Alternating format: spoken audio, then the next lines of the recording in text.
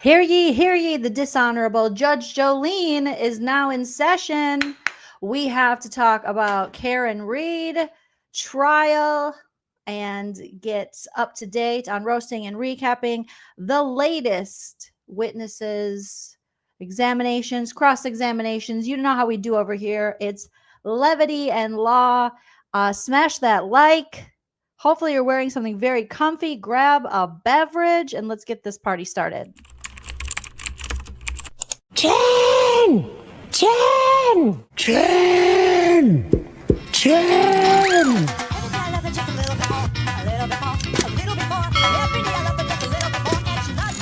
Because I had like bread and maybe peanut butter in my car. Why did you have bread and peanut butter in your car? I had my niece for the week, and I was dragging her like to all my kids' sporting events. So we'd go from like one game to another game to a practice. So sometimes instead of always giving her McDonald's or Dunkin' Donuts, I'd try to throw her a peanut butter sandwich. And they were making fun of you? Yeah. Oh my God, what the hell? Sometimes instead of always giving her McDonald's or Dunkin' Donuts. Sometimes instead of giving a McDonald's, a Dunkin' Donuts. Hello, everyone. Happy Thursday. It feels like Saturday. I don't know. I just get a Saturday feeling. This week has been long. We had today off from the Karen Read trial, but we do have some days we need to go over. We're going to look at a couple of the testimonies. And we're going to roast it and recap it. If this is your first time here, I am the dishonorable Judge Joleen, stand-up comedian, pop culture vulture, and now heavily immersed into watching the Karen Read trial. We take a comedic look. We make fun of things. We have a good time. I'm very opinionated, but that doesn't mean you have to have the same opinion. You're welcome to sound off in the live chat or the comment section, and we can agree to disagree. Right? Brian, this week has been 5 years long. 5 years. It feels like I'm like, this is the longest week of my life. And I don't know why. And there's no particular reason. There's nothing I'm particularly going through that is like, woe is me. It's just a long ass week. Carrie, welcome to your first live. I hope you have lots of fun. Interact in the live chat. We have a great group of people here. And we have a good time. So sound off. You guys know the drill. If you want to support the channel, hit that like. It gets us in the YouTube algorithm. Share this channel, this stream with your friends who are heavily invested in following the Karen Read retrial or who are into comedy, and invite them over here. We're always welcoming new people. Subscribe, definitely subscribe. We've grown like 500 subscribers. So welcome new subscribers. So good to see you here. We're on our way to 50K. Can we do that in 2025? We'll see. You guys are killing it. And if you want to support the channel further, you can always send a super chat while we're live. I'll highlight your comment. We can talk about it. You can send a super thanks after the video post. Thank you to Kelly Sandyford. You sent me 2 super thanks, and I appreciate that. Hope to catch you on a live soon.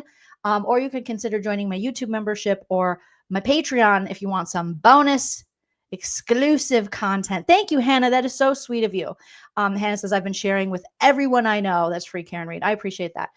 So many wonderful people have been sharing my stuff, and I really appreciate it, especially the edited videos I've been doing, because sometimes they take so long and I'm like, does anyone even like this? What? I don't even know. Like, am I wasting my time? But I really like doing it, and I love to make you guys laugh. So hopefully they're funny, and hopefully you're liking it. And thank you for sharing, because you guys are amazing. Miss Diamond, so good to see you. Shout out to my mods.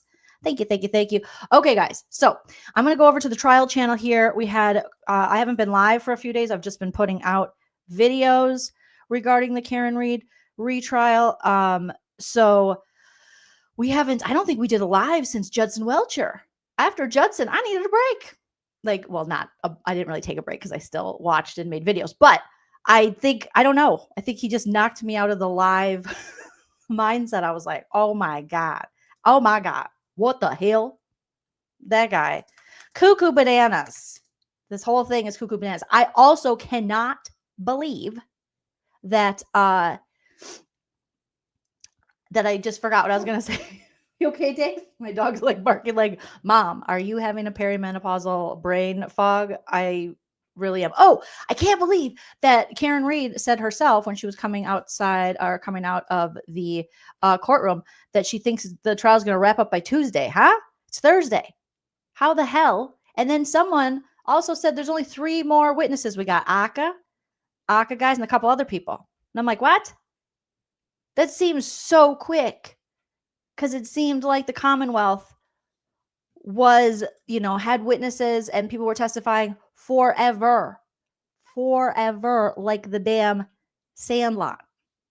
All right. But shout out to the trial channel, because we are going to be reacting to and roasting some of these testimonies, taking a look at them. And the trial channel, I'm going to drop the link for them in the live chat. You guys go sub up.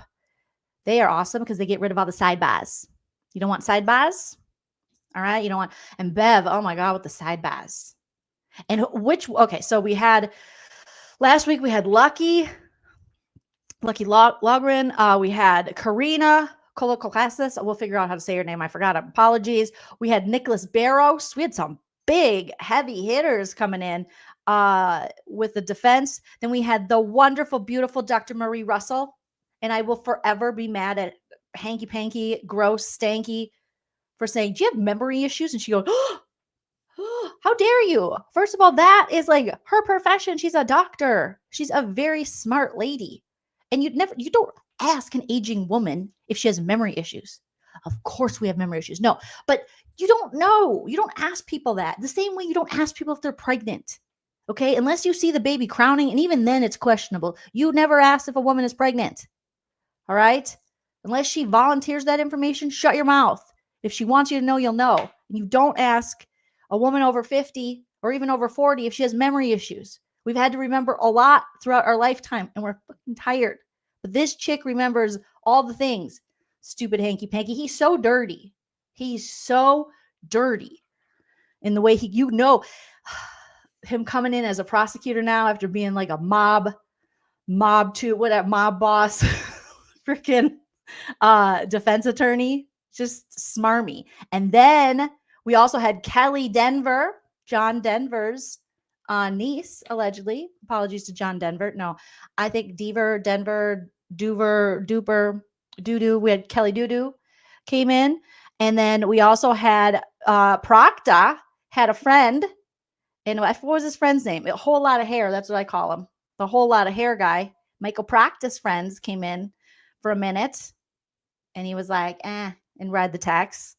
So let's just kind of skip around. Let's do the first things first. Let's listen to a little bit of Practice Friend, and then we'll go into Carrie Denver, we're going to call her, since she was so upset that that Alan Jackson forgot her name. She was like, well, I can't remember, just like you can't remember my name. And I was like, slow your roll there. Slow your roll. Slow it. So, again, she's going to be so mad at me. Don't tell her.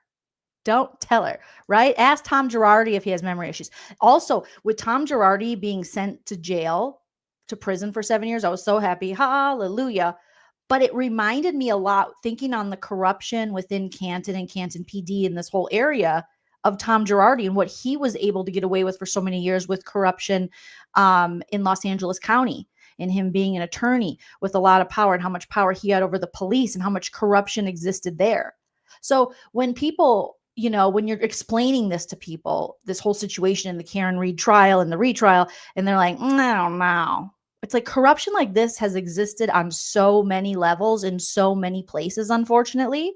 And that's something I heard the wonderful Melanie Little talk about when she talks about being a lawyer going against the Catholic Church and the corruption to hide the predators within the Catholic Church. So it's I don't know why it seems some people treat it like it's such a novel idea that there would be corruption on this level, that people within power, within systems of power, could protect each other or could hide things or not hold, each other to the same standards they would the general public.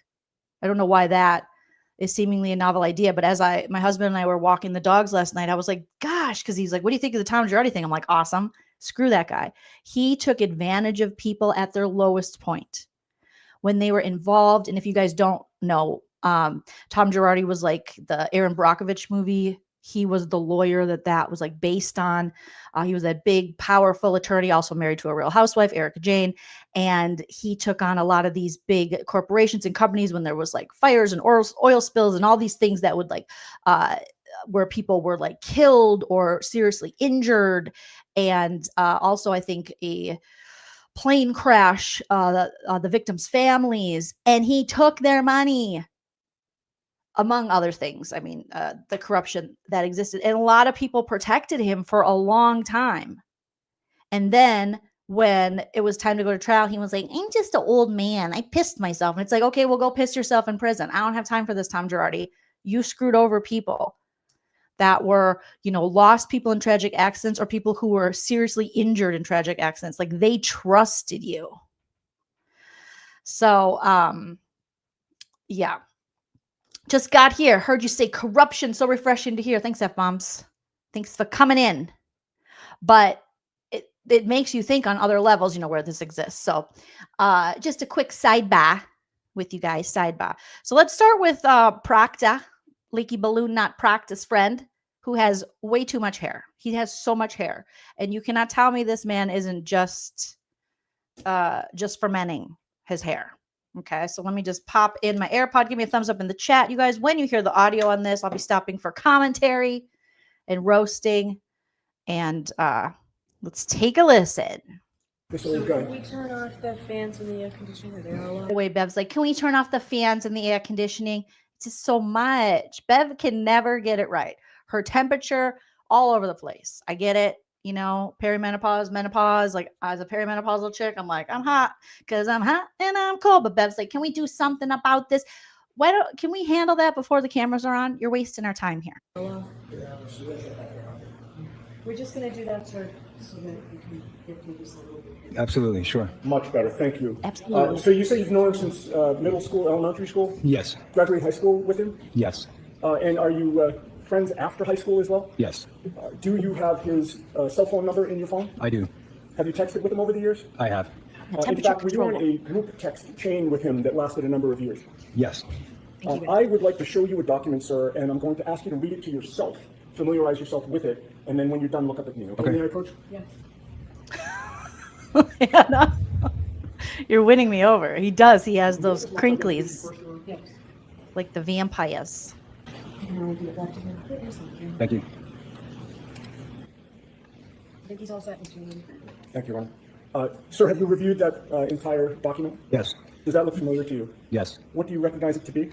It looks to be a text chain with a group of my friends that I grew up with. He looks like a cop. This guy looks like a cop. This guy looks like he was an extra in The Departed, right? So they're making him look at the texts. And so would all of those friends have been people that you went to high school with? Not all the same high school, but at the same time, some of us went to different schools. I mean, we all do. Put it in the chat. Do you guys keep in touch with people you went to high school with? Obviously, yes. I have dear friends I went to high school with. But these guys are like sending 39,000 texts. Like, what are they in the babysitters club? Why are they texting so much? I don't know. My husband has guy friends from college, from high school, and they keep in touch. But I don't know that my husband texts that his friends even daily. I don't know. And as a woman, I don't. I definitely don't. Well, I kind of hide from the phone and my phone's always on Do Not Disturb. But I do not talk to, do these people never grow up? I mean, it's nice to stay in touch with some close friends, but they're like, there's a group of 27 of us. We text 7,000 times a day. Like, how do they have time to do anything else? It's weird. Yes, it's like the guy chat that never ends, Beth. It's crazy. God, it is like what are they doing? It is like the fucking babysitters club over here. Too many And texts. you were friends during that era? Yes. And you've remained friends for how many years since then? I mean, we've been friends for 30 plus years, probably. Do you know precisely when that text chain started? I do not know when the text chain started. Months, years? Years. Definitely years. And that's a portion, in other words, there's a start time and an end time to that, but the text chain started before the start time that's listed on that document? That's correct. Now, I'd like to ask you about 5 different categories of information that allow you to identify the text chain. First of all, directing your attention to page 1. That is an unredacted version of this. Do you see your phone number on page 1? I do. And is that accurate in terms of your phone number? It is. Well, do you have a passcode on your phone? On my phone, yes, I do. And have you had that for years? Yes. So as of January of 2022, you would have had a passcode to get into your phone, correct? Correct.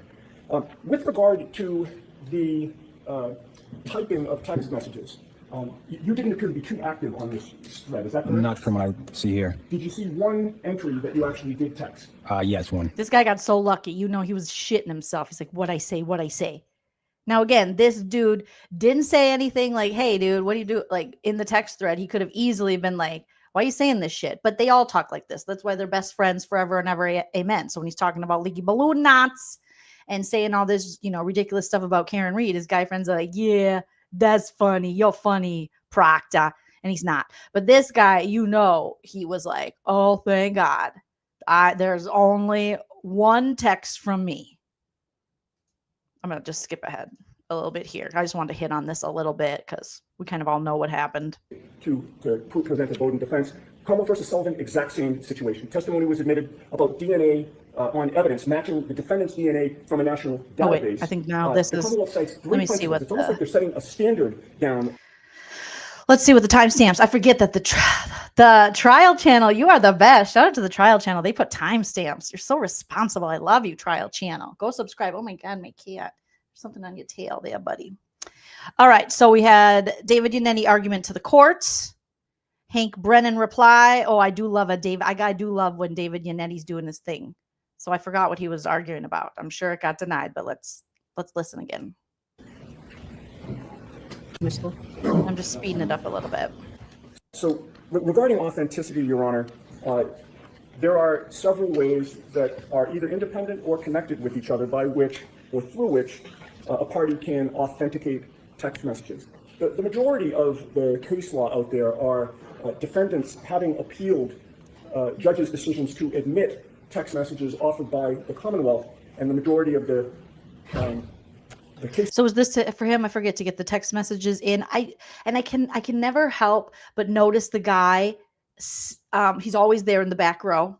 The last time we watched together, I think there was the three non-blondes were in the back next to him.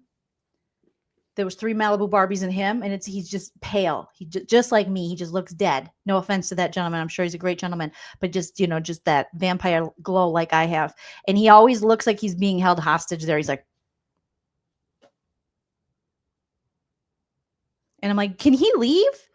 Like, this is just open to the public, right? Or it's family, friends, supporters. Like, can someone check on him? That's what I'm asking. Can someone check on this man? The only thing that lights up is his face. Oh, that's the appeals attorney. Well, shout out to the little cutie. He looks like if he's the Commonwealth, he's like, get me out of here. Because he looks terrified. He looks too young to be there. Okay, check on this minor child. Somebody. That's all I'm saying. Allegedly. The case law that exists affirm judges' allowance of text messages into evidence. Oh, he does kind of look like Pee-wee. Shout out to Pee-wee. Commonwealth filed a memorandum in opposition to these text messages being admitted, and not one of the cases cited by the Commonwealth. Okay, so they're trying to appeal the text messages. And that's David Yannetti. I feel like I have to do this when I say David Yannetti. And then let's see what Hanky Panky has to say. He always gets so angry, and it makes him look more like Fievel from American Tail. Fievel Goes West. Here, what do you got, On Hank? the first issue of authenticity, this witness has no memory of any of the text messages. I think it's fair to conclude he's on the text message string. He recognizes This made me cry. This witness has no memory of the text message. I think he remembers. the people on it, but there is no authenticity if he doesn't recognize them. The person that could best authenticate these text messages is Michael Proctor. This witness does nothing as far as identifying the individual text messages and whether they're reliable, whether there's been any additions, deletions, whether in sum and substance this is part of the conversation. Notably, I think, according to the questioning by Attorney Yannetti, he's made one comment at the end of the string that really has nothing whatsoever to do with the text messages that are at issue. So authenticity, I don't believe this witness reaches that conclusion for them. Regarding admissibility, I do not dispute that in the right context, these text messages are admissible. if there is an investigator in a case that makes derogatory remarks about an accused, I can't say that doesn't go to bias. Thanks, Sherry. Nor do I reject the idea that it shows an unfairness or a motivation. But really, you need to put that in context, and I think Attorney Annetti highlighted that. He says that this is not hearsay, it's how he thought, or whether it affected a particular part of the investigation. It may have, it may not have. Even if he denies that it affected his investigation, it's still an appropriate question to ask just because that type of negative commentary, inappropriate commentary was made. But to explore the state of mind and put it in context, you need to ask the person that you're accusing of having the bias. Because perhaps it did affect the bias. Perhaps the person was very biased and made decisions based on that animus. Or perhaps the person made negative comments but had nothing whatsoever to do with the investigation. It is surmised to say because these comments were made, a witness was not investigated, or there was some other amorphous. All right, Hanky, you're kind of boring me there. That's kind of boring. All right, so we got direct cross. I don't remember. I'm gonna leave that guy. We saw his hair. It was awesome. He's still friends with Proctor and his leaky balloon. I would not be still friends with Proctor. If I had to testify because of his dumbass, I'd be like, we're not friends anymore. We are never, ever, ever getting back together. Okay, I have to. We got to go to Kelly Deaver. We got to go to Kelly Deaver. We have to, because she was so sassy. You know, and I love some sass. Let's go to Kelly Deaves. What do you got, Carrie Denver? Here we go. We're going to skip around in this one too, guys. Morning. Morning, ma'am. May I inquire? Yes. Good morning. Could you state your name and spell your last name for the jurors, please? Kelly Dever, last name Dever. And what do you do for a living? I'm a police officer. Where are you employed? Boston Police. How long have you been so employed with the Boston Police Department? 2 years and a little over 2 months. Where'd you work before that? I worked for the Canton Police. Were you a sworn officer at that time? At what time? When I was employed there? When you were employed by the Canton Police Department? Yes, I was. As a sworn police officer? Yes. Okay. What was your duty assignment in January of 2022? I was a patrol officer. You're familiar with the case that's presently before the bench, correct? In some capacity, yes. Commonwealth versus Karen. Like, I don't know, bitch. You asked me to be here. Like, she does not want to be there. She's like, I don't know. What, Karen Read trial? Yeah, maybe. Girl. Yes. All right. Get it together. Did you ever The prepare any kind of faces. report based on any of your conduct or your connection with this case, if there was any connection with this case, while you were a Canton police officer? No. Were you ever interviewed by any member of the Canton Police Department in furtherance of their investigation related to the death of John O'Keefe? No. Were you ever No. interviewed by the Massachusetts State Dumbass. Police? No. Let me finish the question. I got to finish the question, then you can answer it. Oh, did you see that face? Ooh. Oh my God, she's making some Real Housewives level faces. She's like, oh, Carrie. No. Denver. Were you ever interviewed by any member of the Canton Police Department in furtherance of their investigation related to the death of John O'Keefe? No. Were you ever interviewed by the Massachusetts State Police? No. Let me finish the question. I got to finish the question, then you can answer Okay, it. bitch. It works a little better that way. Were you ever interviewed by any member of the Massachusetts does State hate Police in furtherance of their investigation into the death of John O'Keefe? No. Were you ever interviewed by No. either the Canton Police Department or the Massachusetts State Police with regard to any of No. your observations on January 28th or January 29th, 2022? No. And you never wrote a report about No. your observations or any observations that you had on January 28th or January 29th, 2022, correct? No. No. No. It's That was also a double no. negative. Let me try that a different way. Did you ever write a report about your observations related to January 28th, 2022, January 29th, 2022? No. No. Thank you. As a matter of fact, the first time you were ever interviewed in connection with anything having to do with Kelly. this case or this investigation related to the death of John O'Keefe was by a separate law enforcement agency, not the Massachusetts State Police, not the Canton Police Daddy, I want Department, it correct? now. Yes. That was in August of 2023. Is that right? Yes. Do you remember the exact date? No. August 9th, 2023. Does that sound right? No. About right? I know it was the summer of 2023. So Do you think it would refresh your recollection to take a look at a report of that interview? Oh my God, I have to do a parody video of this woman. Okay, remind me. If I don't do it, yell at me. Because she's inspired me. No. No. The whole video could just be like, no. No. Whatever, bet. No. No. I'm going to call her a TikTok cop. yes, because I've never seen it before. Never seen it before. Ooh, she's going to cut him. As far as the date is concerned, may I approach? Yes. No. Oh, she is Anna. Bottom of that page. Just glance at that and tell me once you familiarize yourself with that face read in that report. Okay. May I No. approach? Yes. Thank you, Care Bear. Do you have that date in mind? Yes. Does that refresh your recollection yeah. that it was August 9th, 2023? Yes. Okay. I want to direct your attention, Officer Dever, to January 28th, 2022. Where were you working? What was your duty assignment on that day, January 28th, moving into January 29th? Well, 3.5 years later, I remember I was on patrol. I don't remember anything further about this night. Did you work overnight, like a late shift going into the morning of January 29th? That was my assigned shift, so yes. Okay. Yeah, Who else is working with you on that particular day, if you recall? Sergeant Good.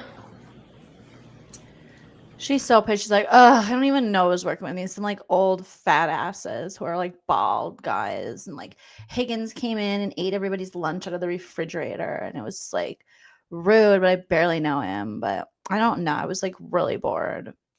She just like hates being there. I don't know if I've even seen this chick's file. Officer Mullaney. She's like, they all hit on me. They're nasty, they're sweaty, they're bald. Their wives don't have sex with them. They're sexual harassers. Yeah. They come into work. They smell like fucking Axe body spray and expired degree. That's all I know. I don't know. I try not to look directly at them because they gross me out. They're nasty. Officer Seraph. And Officer Pasquarelli.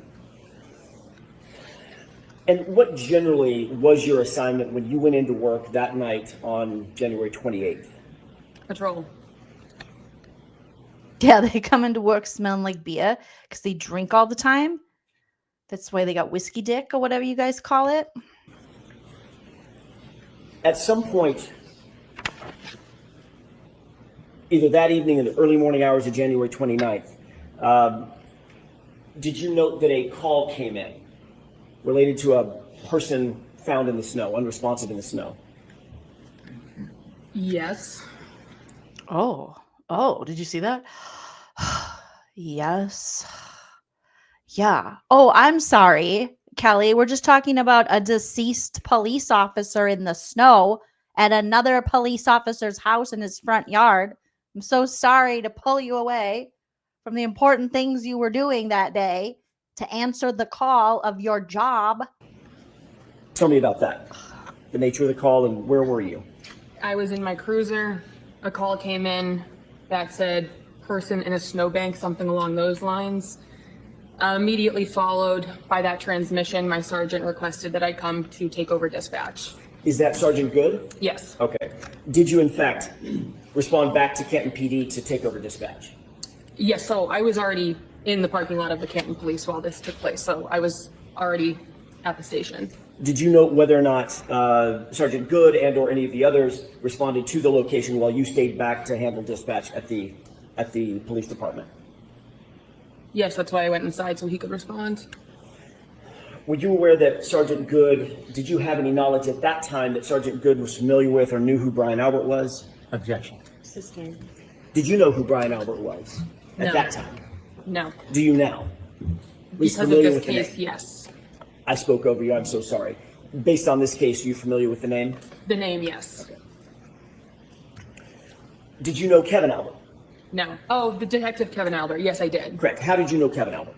He was a detective for the Canton Police. I know Kevin Albert. One time he went out drinking with Procta and then he lost his badge and his gun. And then he called into the station and I was there. And he was like, have you seen my badge and my pew pew? And I was like, bitch, that's not my job. He was always losing stuff. His badge, his gun, his dignity, his manhood, just all over the place. A real puddle, that guy. Bob Cole, thank you for being a member for 14 months. That's amazing. Were you aware of his relationship to Brian Albert at that time? No. Are you now aware of his relationship with Brian Albert? Yes, from the media. And what is that relationship as you know it? Sustained. Did you know Brian Higgins at that time? Yes, and Everybody knew Brian Higgins. You know, that's the type of dude that ain't got no life. He's like, everyone knows a guy like him. He comes in, I got an office here. You're like, okay, cool. Yeah. What are you guys doing? Just come over to your cubicle like, what is Brian doing? Ew, get out of here. You know Brian Higgins. Brian Higgins was coming in trying to talk to her. You know he was, thinking he could talk to her. You ever been on a Harley? She's like, yeah. He's like, oh, I haven't, but I have a Harley sweatshirt. You know, no, she knows who he is. She knows who he is. Hanging out over there. I got an office in Canton because I'm a big federal agent. Look at me, fancy guy with no game. in passing. I'm not asking if you're social friends. Asking if you knew who he was. Yes. How'd you know who? She's like, in passing, I would pass him by. I would pass by every time he was near. Brian Higgins was. He had an office in the Canton Police. Is he a sworn police officer? Not for us. Is he a sworn federal agent? Yes. Worked for HCF? Yes. Okay. How long had you known and been familiar with Brian Higgins? Say, for instance, by sight, to be able to recognize who he was. Sometime during 2020 is when I was probably first familiarized with him, because that's when I was employed with the Canton Police Department first. Okay. Passing in the hallways, hi, bye, things like that. Yes. Sustained is to form, Mr. Jackson. Understood. Did you know him by sight? Yes. Could you recognize him if you saw him? What do you mean? Did you know him by sight? Everybody knows Brian Higgins by sight. You can't miss this dude. He is not going to let you miss him. He is going to show up and be like, hey guys, what's going on? What's happening? I thought I had a picture up here, but I think, oh yeah, of Higgy. She's like, yeah, I saw him. He's the type of guy that walks with, remember when we saw him walking in the police station when he went there late that night, early, January 29th, to move some cars, and he walks like he's got a thigh gap, and he was like, literally, his legs were so spread when he was walking, he was taking up the whole damn hallway. So yeah, she can picture him.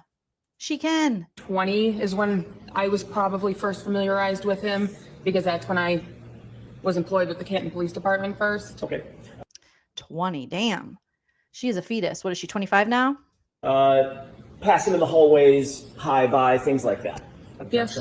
Sustained is to form, Mr. Jackson. Understood. He's Did like you know him by 7 sight? feet tall. Yes. Some Could shit. you recognize him if you saw him?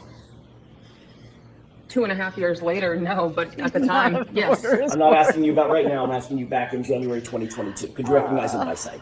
Yes.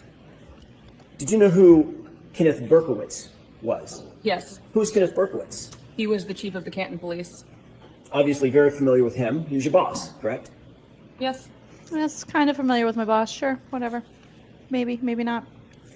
When Sergeant Good instructed you to take over dispatch, explain what that meant. It meant I walked inside and I sat down in a dispatch room. Describe the dispatch room. Oh my God. Okay, so I'm annoyed because when people answer questions like that, what do you mean when they did that? I mean, I walked inside the room and I sat down in a dispatch room. But I realized too that when I was watching Melanie Little, when she was first testifying, Melanie was saying she's probably under a lot of fear of losing her job. And I was like, oh, that makes sense. Like, there's a lot of pressure they've put on her. So she chose the dark side and to, with this, when she testifies. But just the attitude is too much. It's too much. Joel, thank you so much for the super chat. Says, hi, Joleen. You deserve a super chat for your BH impressions tonight. Oh, I appreciate that. Thank you so much. Thank you. But it's like you're not here to protect each other. You're here to protect and serve the public. Tell the truth. Do the right thing, right? Isn't that what we're about to hear? Do the right thing. Room. What did that array look like? There was chairs and computers. Monitors? Yes, silly girls. Yes. Does the dispatch area also have mad at the wrong monitors people. of internal security camera footage? I know there was. Girl, how are you going to work somewhere and not know if they have cameras? I worked at a radio station, a media place in my 20s, and I still remember where they had cameras and that they had cameras. And where security stuff was. And where the different, offices were. And where come now. I don't know. Camera screens, but I don't know. Camera screens? What are you talking about, girl? Monitors?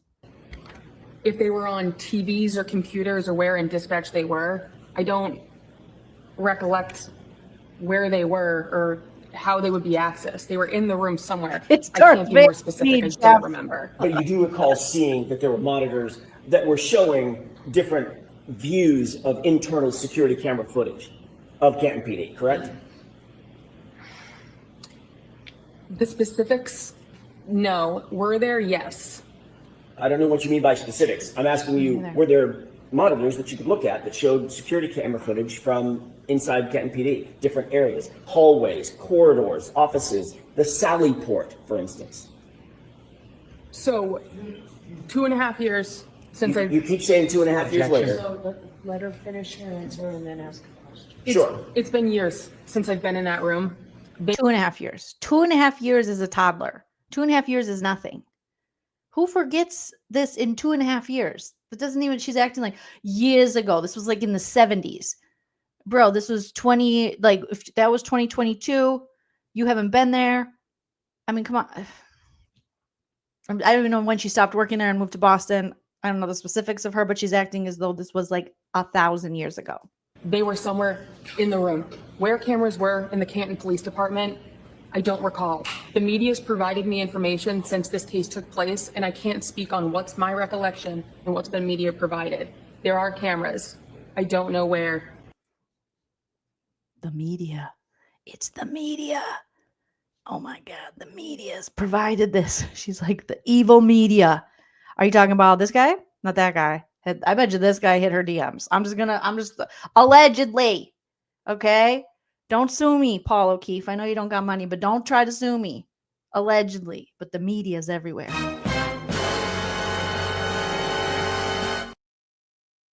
Oh my gosh. I mean, come on. I know you. You know you. And I know you know that I know you. She's not too observant, but she's a cop. You kind of got to be observant in the job she's in. All right, lady, keep it going, Carrie. On my memory, where they are. So has the media informed you that there were internal security monitors at the dispatch location? Sherry, The objections to stay. Next question. Sherry, I love your dog. From the dispatch room, as you put it. What do you call radio in terms of monitors? I remember there was a computer screen that had information about current calls, and then there was a 911 screen next to that. Those are the two computers that I would have been positioned in front of during this time. As a dispatch officer, by the way, you were a sworn officer at Yes. that time, correct? Uniform, badge, gun, the whole works, right? Yes. She got it all. Had you ever been in Sallyport at Canton PD? Yes. What's the Sallyport? A Sallyport is a garage, essentially. Okay. You were aware that Sallyport garage? Did you just say the garage? Ugh, I love the accent so much. I can't help it. I love this accent. It's the Sallyport in the garage. In the garage. It's like how my stepfather-in-law's in Indiana, and he says instead of wash, he says wash. I'm like, where the hell did the R come from? She added an extra R to that. We got to hear it. I'm so sorry, you guys. I just appreciate it so much. The wash, the garage. Yes. Time, correct? Uniform, badge, gun, the whole works, right? Yes.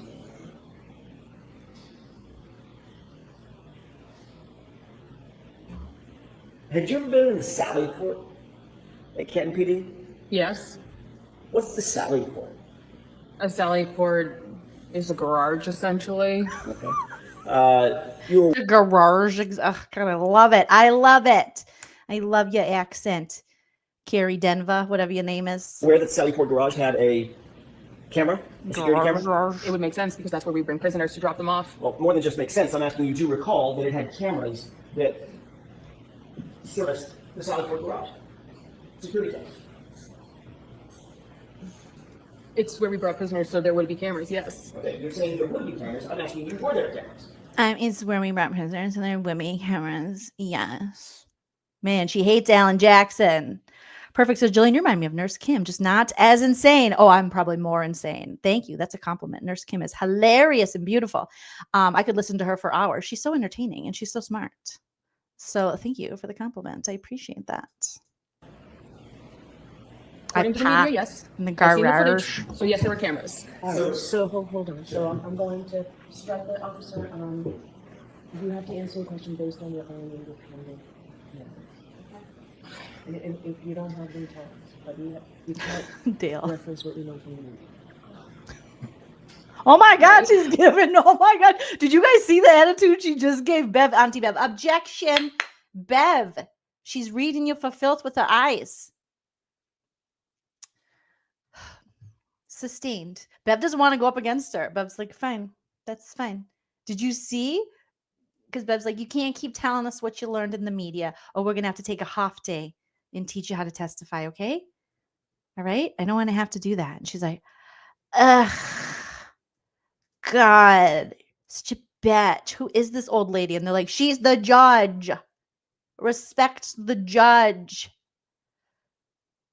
Carla Dover, respect the judge, Carla. All right, so hold on. So I'm going to strike the officer. You have to answer the question based on your own independent. And if you don't have them, tell us. But you can't reference what we know from the movie. It's like, ugh, God, you can't reference what you know from the media. Ugh. Oh my God, Cassidy, it's okay. She's like, ugh. Bev just got red with her. She's coming for the judge. Oh my goodness. All right. There were cameras in the Sallyport. Thank you. Ms. Dever, do you want to be here tonight? I have no relation to this case, I so didn't ask you that. I asked you if you want to be here tonight. Objection. This isn't direct. So it's your witness. I understand. She can. No comments, just questions. Not. I understand that. Do you want to be here tonight? I am put on the stand in a murder trial. I don't know why I'm here. I have no connection to. Yeah. Do you even want to be here? I'm on the stand. She had to think about like, I'm on the stand in a murder trial. I don't even know why I'm here. There is a dead police officer. And she's like, I don't even, what's the big deal? What's the big whoop? You worked at Canton. Huh?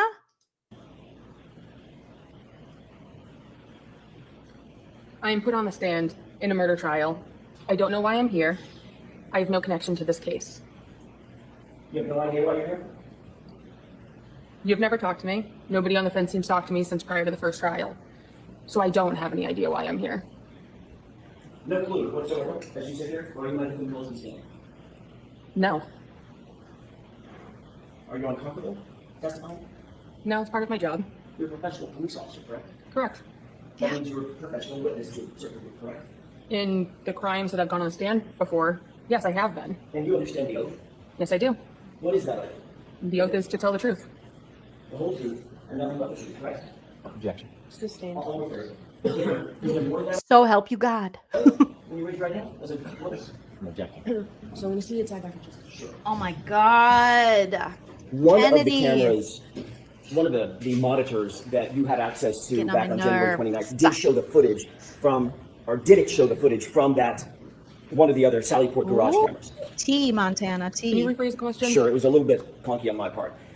Did one of the monitors that you looked at, that you had access to at the dispatch area, did it show the video footage or the video feed from the Sallyport garage?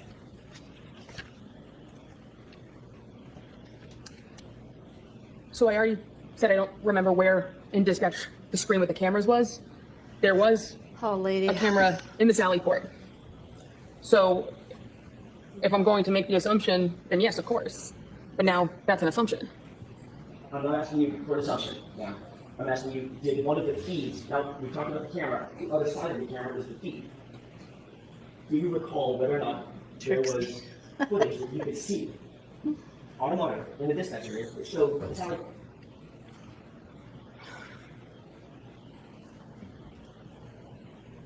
I'm going to go with yes. Okay. This chick thinks she's on Who Wants to Be a Millionaire. Do I have a lifeline? No. Okay. I'm going to go with yes. Oh, should I? Looking over at her family, they're like, no. I mean, we can't really say anything, but okay. I'm going to go with yes. Like, you're wrong. You're wrong. Regis comes back from the dead and tells you you're wrong. What do you mean you're going to go with yes? How long? So, look, I don't know what that means. So what do you mean you're Nobody knows what that means, Bev. going to go with yes? Is your answer yes? I think this chick is Bev's granddaughter. There is no way an adult woman police officer would be this snarky to a judge, right? It's a little weird. I mean, I know Bev, you know, she's got her issues, okay? And one of them is not her bangs, okay? Because her bangs are always bodacious and very fluffy. But she's like, she's like one of those kids from Maury Povich when they brought in the drill sergeant guys. And she's like, I don't even care. My mom and dad don't understand. I'm going to live my life. I'm 13. If I want to party, I want to party. If I want to drink Smirnoff Ice, I'm going to drink Smirnoff Ice. And we're like, what? That's how she's treating Bev. Bev's like, honey, you can't do that. You promised me you would testify and do the right thing. I don't care. You don't own me. You don't own my body. You don't own my brain. I'm going to say what I want to say. Why am I even here? Because, honey, it's your job. I didn't even want a job. You're making me get a job. You should be paying for my bills. You're old. Your life is over. My life is just beginning. It's too much. It is too much. She's just so much attitude. Bev, where's the heat for her? Remember when Karen laughed one time? She's like, is there something funny, Mrs. Reed? Miss Reed. And this chick is disrespecting you left and right. And you're just like, you can't say that. You have to say something that makes sense. You can't do that.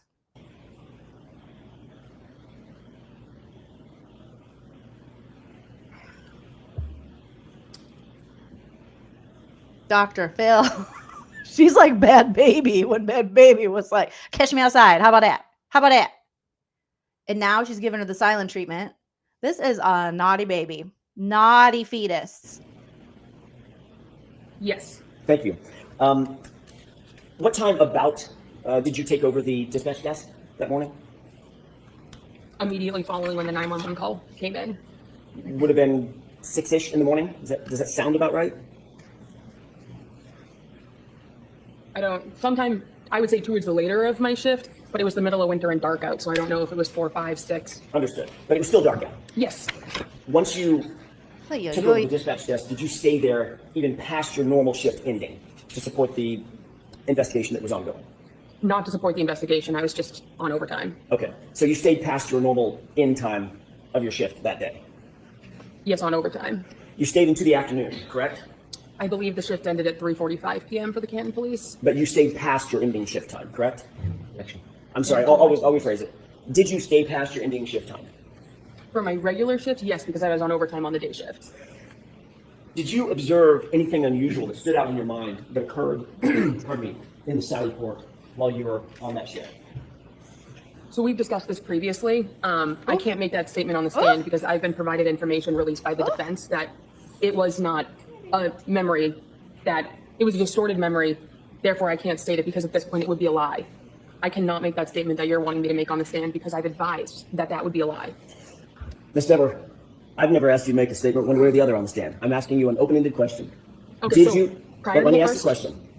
Did you observe something in the Sallyport garage on January 29th, 2022 that you found unusual, that stuck out in your mind? Given factual information that makes it so I know I did not, no. So the answer is no. Correct. Do you remember being interviewed on August 9th, 2023? I do.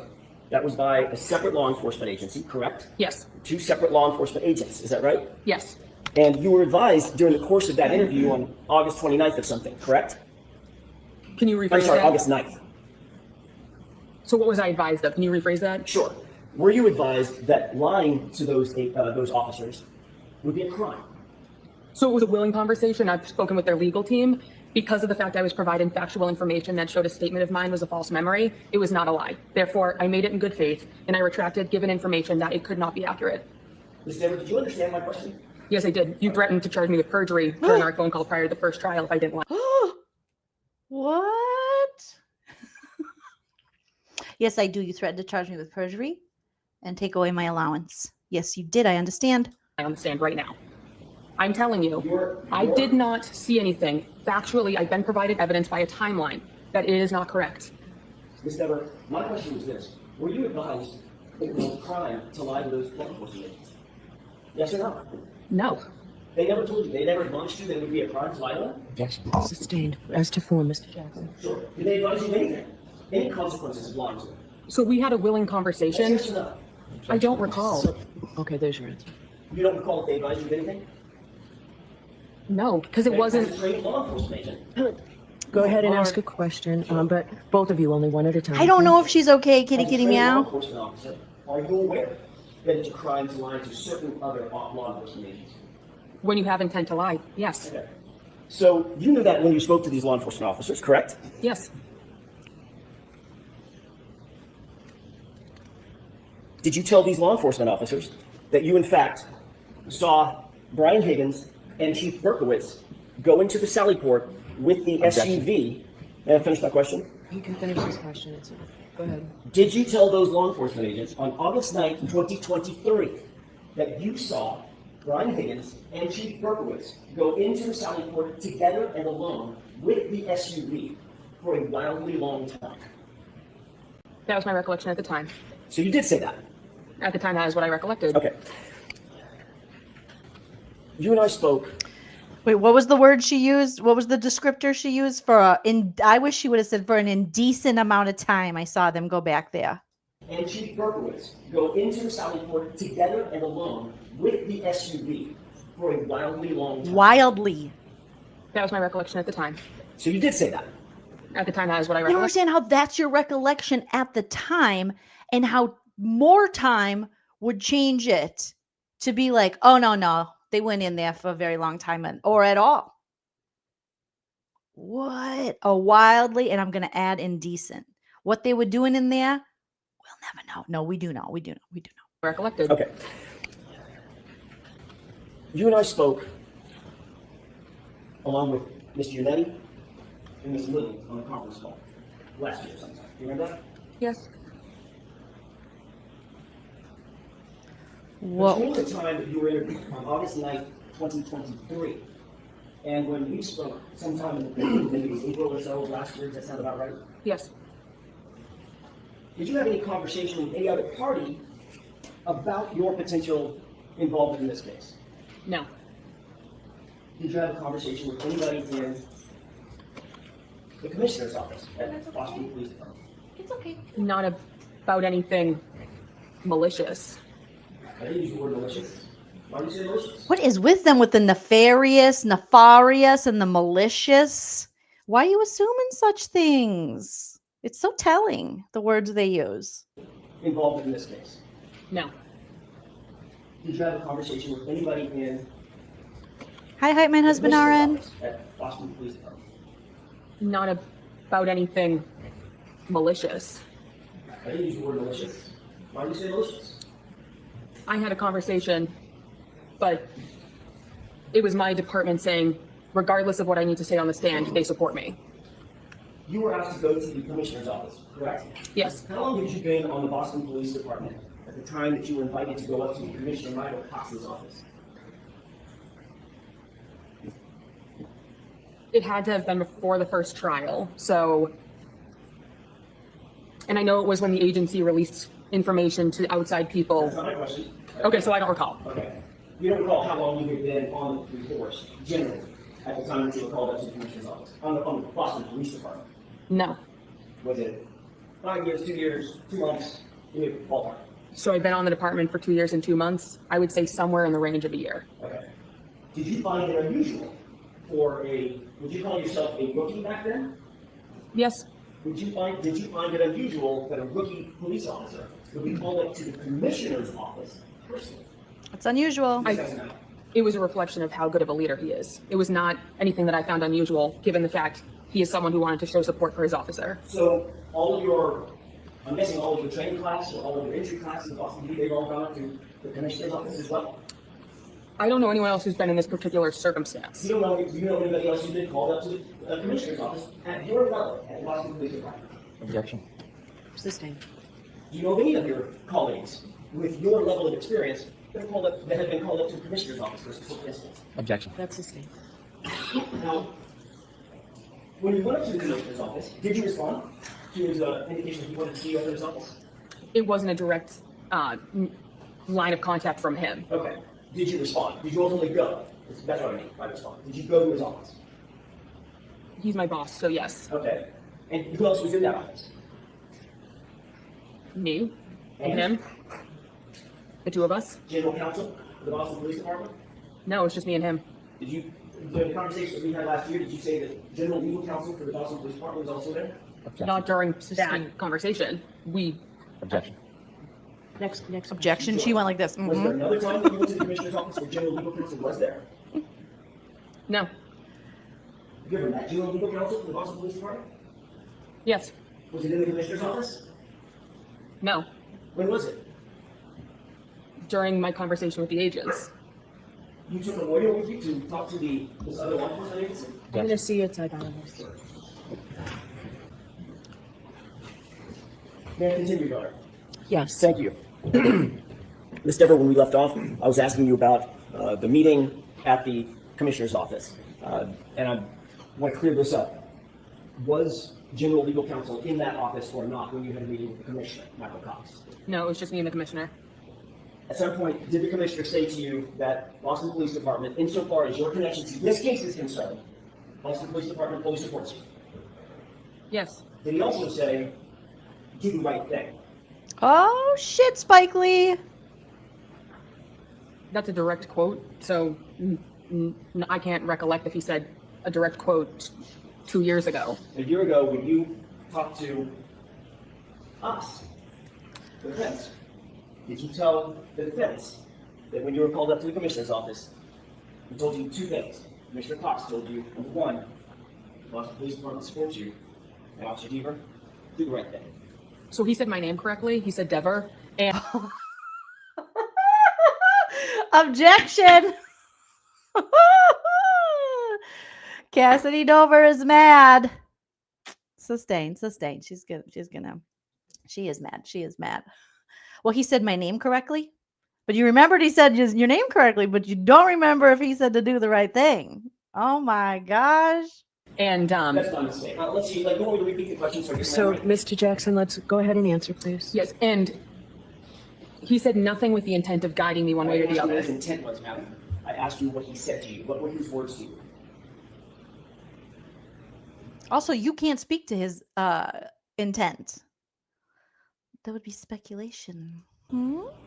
That he supports me. And Just wanted me That he supports me, that he loves me, that he's proud of me, that he's going to get me a present. Okay? He said, "You're a good girl." Something gross like that. That I could be his daughter. You know, gave me a pat on the back and attaboy. I don't know. wanted me to tell the truth up here. and his words were do the right. Why wouldn't you tell the truth? Why do you need the commissioner, Davy Wavy? Why do you need the commissioner to tell you to do the right thing and to be honest? That's weird. That's weird. What's up, little doogies? What you barking at? All right, I'm going to keep it playing. I'll be right back. You guys, keep listening. I'm going to check on my doogs. Right. I don't recall.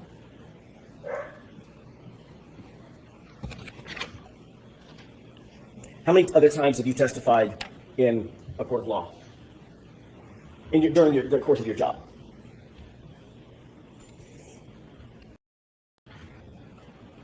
Two dozen, 3 dozen. Actually testified probably ballpark a dozen times. In any of those other cases, has Commissioner Michael Cox called you up to his office to discuss your testimony in any of those cases? Yes or no?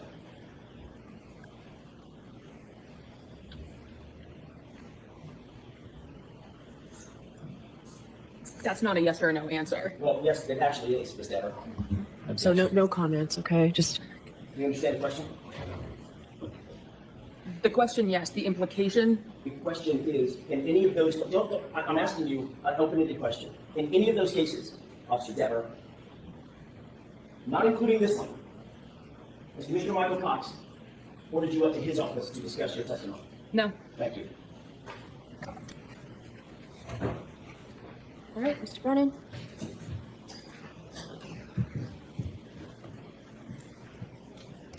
Good morning. Morning, sir. My name's Hank Brennan. We have never met before. Correct. Have you ever spoken to me before? No. The defense team, Attorney Jackson, asked you some questions this morning. Yes. It sounds like you've met them before. Only by phone call.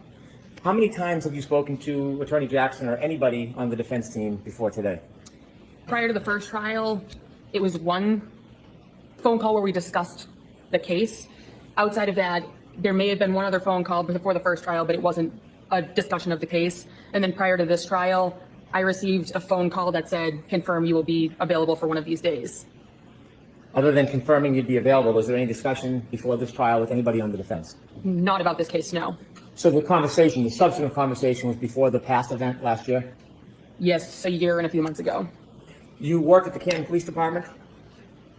Yes, I did. You were a police officer? Yes, I was. And it sounds like on January 29, 2022, at some point you were asked to attend the desk? Yes. The desk is at the front of the police department where you see people coming in and out of the police station? Yes, there's glass windows.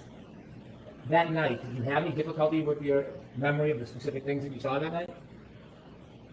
I was never on the scene. I never spoke to a witness. I never met a victim. I never spoke with a suspect.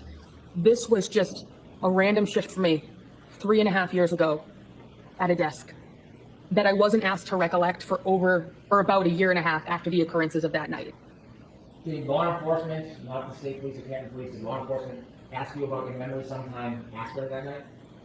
The agents asked me about a year and a half later. It was the August of 2023 meeting. So actually a year and 8 months later. Okay. Sorry, I had to let the doogies out and give them some pepperonis.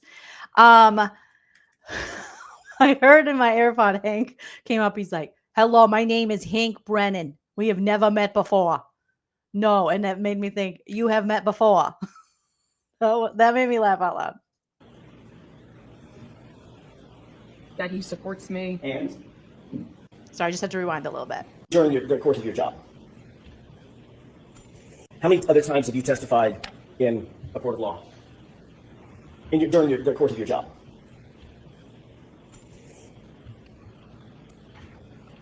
Two dozen, 3 dozen.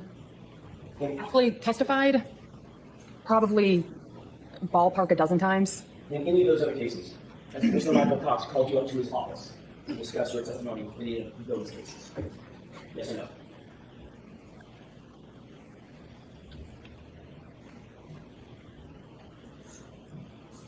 That's not a yes or a no answer. Well, yes, it actually is, Ms. Dever.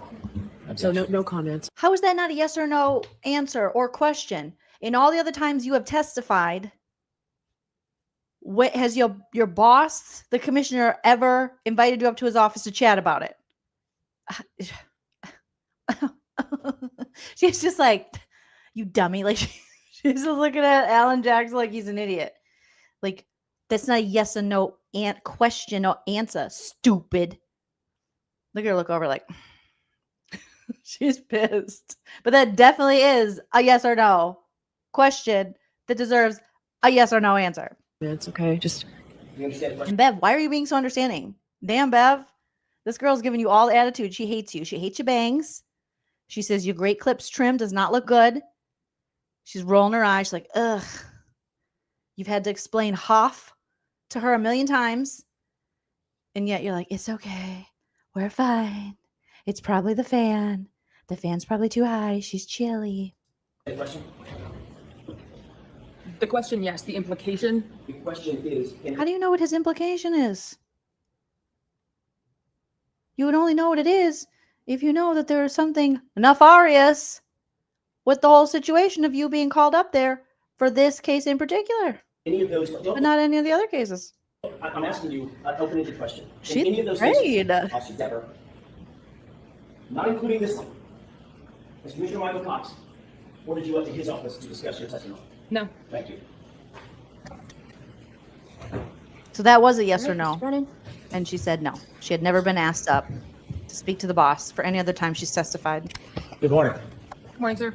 My name's Hank Brennan. We have never met before. Correct. Have you ever spoken to me before? Why is that so funny to me? Hello. Sometimes Hank is so awkward. My name is Hank Brennan. We have never met before. You do not know me? He reminds me of that guy from The Simpsons. Who is the guy that talks like JFK on The Simpsons? Is it Maya Quimbley? No. Correct me in the chat. You guys know who I'm talking about.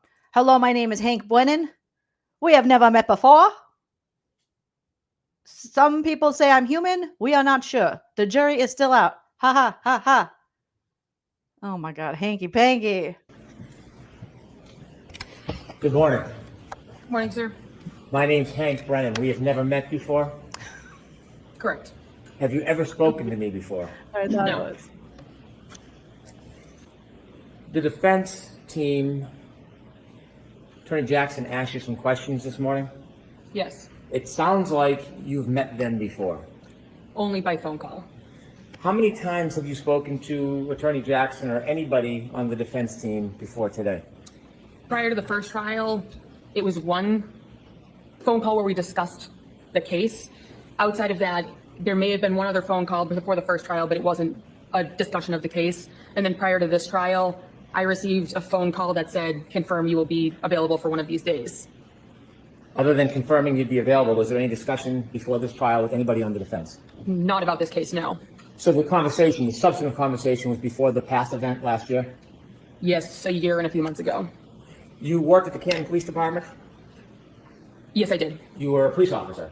Yes, I was. And it sounds like on January 29th... She forgot for a second. Like she still had her defenses up. And now she's like, oh, it's hanky panky. Okay. Even though she's a defense witness, she doesn't want to be there. And she knows Hank's there to kind of save her from this. So as he's asking the question, she's like, oh, yes, I was.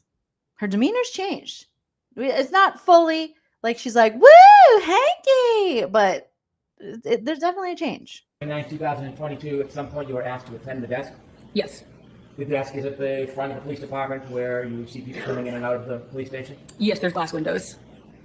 That night, did you have any difficulty with your memory of the specific things that you saw that night? I was never on the scene. I never spoke to a witness. I never met a victim. I never spoke with a suspect. This was just a random shift for me 3.5 years ago at a desk that I wasn't asked to recollect for about 1.5 years after the occurrences of that night. Did law enforcement, not the state police or Canton police, did law enforcement ask you about your memory sometime after that night? The agents asked me, Yeah, Hank, why don't you ask her if she has memory problems? Just because she's 25? You ageist asshole. Asking the kind doctor, do you have memory issues? She's like, oh. But over here, you're not asking her, do you think you have dementia, ma'am? about 1.5 years later, it was the August of 2023 meeting. So actually 1 year and 8 months later was the first time I ever spoke about this case. When they spoke to you 1 year and 8 months later, did you suggest or share or tell them that you might have seen Chief Berkowitz and Mr. Higgins near the Sally Port area? I told them on the day of that I saw that. I didn't make any indications there was anything bad. I just said I saw them. And it was in good faith that I believed I saw that. That was the extent of that comment. So you told them you believed you saw Mr. Berkowitz and Mr. Higgins in the Sally Port area that day? On January 29th during my day shift, yes. Did you then learn any information that helped you remember when your shift ended that day? So I know my shift ended at 3:45 p.m. So I know that I left then. That wasn't ever one of my questions. The defense released a timeline right prior to the first trial that the vehicle on that day did not arrive in the Sally Port until about 1.5 hours after I left, meaning it is not possible that I saw that. When you saw this information, did you think about your memory? When I saw that information, it made it clear to me that there was a distortion of the timeline, and the false memory I created, I provided in good faith, but I retracted immediately, being provided evidence that it was not possible. Who did you retract it to? Whoa, whoa, whoa, whoa, whoa. That it was not possible, and in good faith, you were provided information. They were like, it's not possible that we could be in there for a wildly amount of time. A wild amount of time. So I told the defense team prior to the first trial. I also contacted the agents. The agents assured me that good faith. The feds, Mr. Anderson. Not what they said, but what you thought. Not what they said to you. But Did they threaten to put you in jail when you told them about your mistake? No, I even spoke with the legal team, and they said that I made a comment in good faith. There was absolutely no way that I could be charged with anything of being malicious. Before we get through your conversation with the defense team, now I wasn't there in that conversation, was I? No, Have you ever shared that conversation with me? I've never shared it with anyone. Before we get to that, you seem a bit anxious. Are you anxious? Confused as to why I'm here, but anxious now. Are you, have you received any negative pushback because of you sharing your memory? Objection. I'm going to allow that. No, Have you received any unwarranted attention from the public or media? not to my knowledge, but I didn't go digging to find it. You mentioned the media sent you something. What did they send you? So I've seen things in the media. No media has ever been directed for me to find it. It's just this case is unavoidable. She's on TikTok in the algorithm. Hey girl, maybe she saw us over here. So that's what she's talking about. She's seeing them on the media. Yeah. But also Boston 10. Shout out to Boston 10 and whatever else. As a local person on the internet who sees things that get shared. So inevitably, you were contacted by the defense. Yes, prior to the first trial. You mentioned that somebody had suggested you be charged with perjury. Yes. Who did that? One of the male members of the defense team. Why did they say that to you? Objection. Sustained. What were you discussing when you were threatened with? Which one? Which male member? Was it Alessi? Was it Alan Jackson? Was it Yannetti? Which male member talked about perjury? They were essentially telling me what they were looking for me to say on the stand. What were they looking for you to say? They were looking for me to say that I saw Higgins and Berkowitz in the garage with the car. Yeah, but didn't you already say that to the feds? So it's not like they're asking you to say something you didn't say. Did you share with them that that wasn't an accurate memory? Yes. How did they respond? They This is became so very weird. aggressive, raised their voices, and Oh, no, not aggressive. Not raise their voices. She's like, they got up and they were like, liar! You're a liar! You guys, what is going on with this? Oh my gosh. It was a male member. It was his member. That's in the garage. It was a good faith. Oh my gosh. So now they got very aggressive. And then Karen Read pulled my hair. She pulled me down and she was like, tell the truth. And they kept saying my name wrong. And I was like, it's Diva. And they were like, Denver. And they called me a diva. But I'm like, no, my last name's Diva. They were calling me Cassidy, Kennedy, Kylie, Kendall, Chloe, Kim. The old one, I forgot her name. They called me all the Kardashian names. It was so rude. And they were like, if you don't do this, we're going to tell the Kardashians that you're a liar. And I love the Kardashians. It was really mean. and really mean. the one word that I can very definitely remember is they said that they would charge me with perjury. Oh my God, not perjury. Not perjury. Well, how about don't change your story, ma'am? You're sounding like this guy. I've fallen and I can't get up. You sound like Buchanek. And she's giving me vibes of this queen, this legend from back in the day from Judge Judy. Because they're losers. Because they're losers. What did they want you to say? They wanted me to say that statement, although I knew at that point it was not an accurate statement given the timeline. How many times were you threatened with perjury? At least once during the phone call, but once you say it once, it was enough. What else happened during that phone call? Tell us the tenor of it. Tell us the content of it. That was essentially the thing I remember most because I understood that was what they wanted me to provide for the trial. I was never called for the first trial. Therefore, I'm not exactly sure what else there is for me to say when the one thing that they wanted on the stand, it is factually not correct and cannot be provided. When they threatened you to charge with perjury, tell us what your state of mind was. You can move it. Disappointment that legal counsel would go that route with someone who is, from a factual timeline, saying something is incorrect. There was no retracting based on emotion. It was very clear, given the timeline, it could not be correct. Now you work for the Boston Police Department? Yes. By the way, when you were with Hampton, did you ever talk to anybody? What does that even mean? So it just, from a factual, once I saw the inverted video and that they inverted it, they also told me they inverted the time. So I was like, oh my God, I didn't make up for the fact that they inverted the time.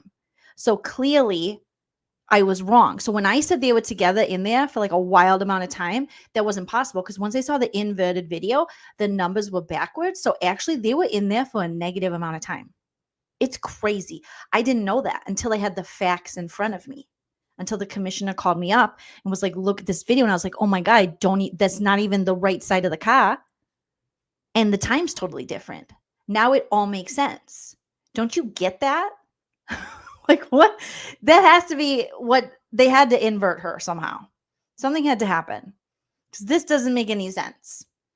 She's like, once I saw the timeline, I realized that my observation and what I saw from my memory that I told the feds clearly had to be wrong. Huh? No, I would probably bank on your memory of that time. Closest to, your first statement there. Oh boy. Oh boy. No, and this conspiracy theory came out a year and a half later. I was gone. Did anybody from Hampton ever try to... What conspiracy theory? Now you work for the Boston Police Department? Yes. And by the way, when you were with Hampton, did you ever talk to anybody about interviewing or anything evidence or doing anything like that? No, and this conspiracy theory came out a year and a half later. I was gone. Did anybody from Hampton ever try to suggest to you you should or shouldn't say something to help her side of the case? No, because I was never spoken to until far after I left. Did you ever see anybody in this case or any time you were with Hampton doing something improper and tampering with evidence? Not in this case or any case. If you had, would you have reported it? Yes. Sustain. I'll strike that. Did you transfer to the Boston Police Department? Has anybody from the Boston Police Department ever suggested that you should deem your testimony one way or another? No. Has anybody from Boston Police Department given you any rewards or favors for defying your defense position? No. Has anybody ever suggested that you should say anything whatsoever that would be unhelpful to the defense? No. Has the local county district attorney's office ever encouraged you to testify in any way other than the truth? No. When you spoke to the chief of the Boston Police Department, did he in any way ever tell you to shoot your testimony? Not at all. When you met with the Boston Police Department commissioner, did he ever ask you something of what your testimony was? This is the part that's like too bad for her. Her not just sticking with her original story of what she saw and them coercing her to, no, this can't be, with whatever they provided to her, which I don't know the specifics. Some of you have mentioned in the chat, maybe like raise, promotion, things. I don't know. Or maybe just the fear that she was going to lose her job and then willing to lie. So now, like M169 is saying her career's done. She'll never be able to testify in court. Every defense attorney will now question her memory, which is so unfortunate because she's just starting out in her career. It just seems like something that could have been avoided so easily had you just stuck to your truth, to the truth.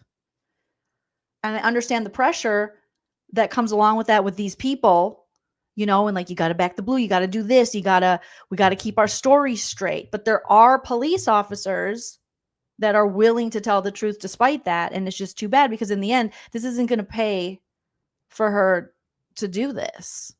And it's really, like a lot of you have mentioned in the chat, it's just going to work against her. Ugh. He made it very clear he did not want to discuss the case at all. Oh, damn. I take it back because someone says she's making 150 now. Dang, girl. What kind of raise is that? It's the liar raise, but how long does it last? I don't know. When you sell your soul like that, when you're willing to lie, you're willing to change your story, when you're not willing to do the quote unquote right thing or the thing you should do, which is just tell your truth. Corruption corrupts. Corrupt cops, like Shine is saying. They ever weighed in any way on what they think you should or shouldn't say? No. As you're testifying here today, are you under any tension, under influence, stress, threat? There is Oh, discomfort damn, Donna. with the way that there's attempting to guide what my testimony is, but I don't feel any need to fall into it because I'm here to speak the truth on the stand. That's my livelihood. When you were threatened with perjury, how long was that conversation? I believe it was just about an hour on the phone. My phone on my physical phone would not go back far enough for me to be able to retrieve the date or the time that that phone call took place. That conversation lasted an hour? Approximately. How did it end? Not on a good note in the slightest. I remember it was a pretty hasty hang up on both ends.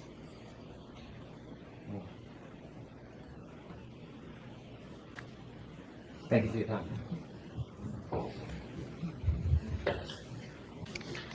May we approach briefly?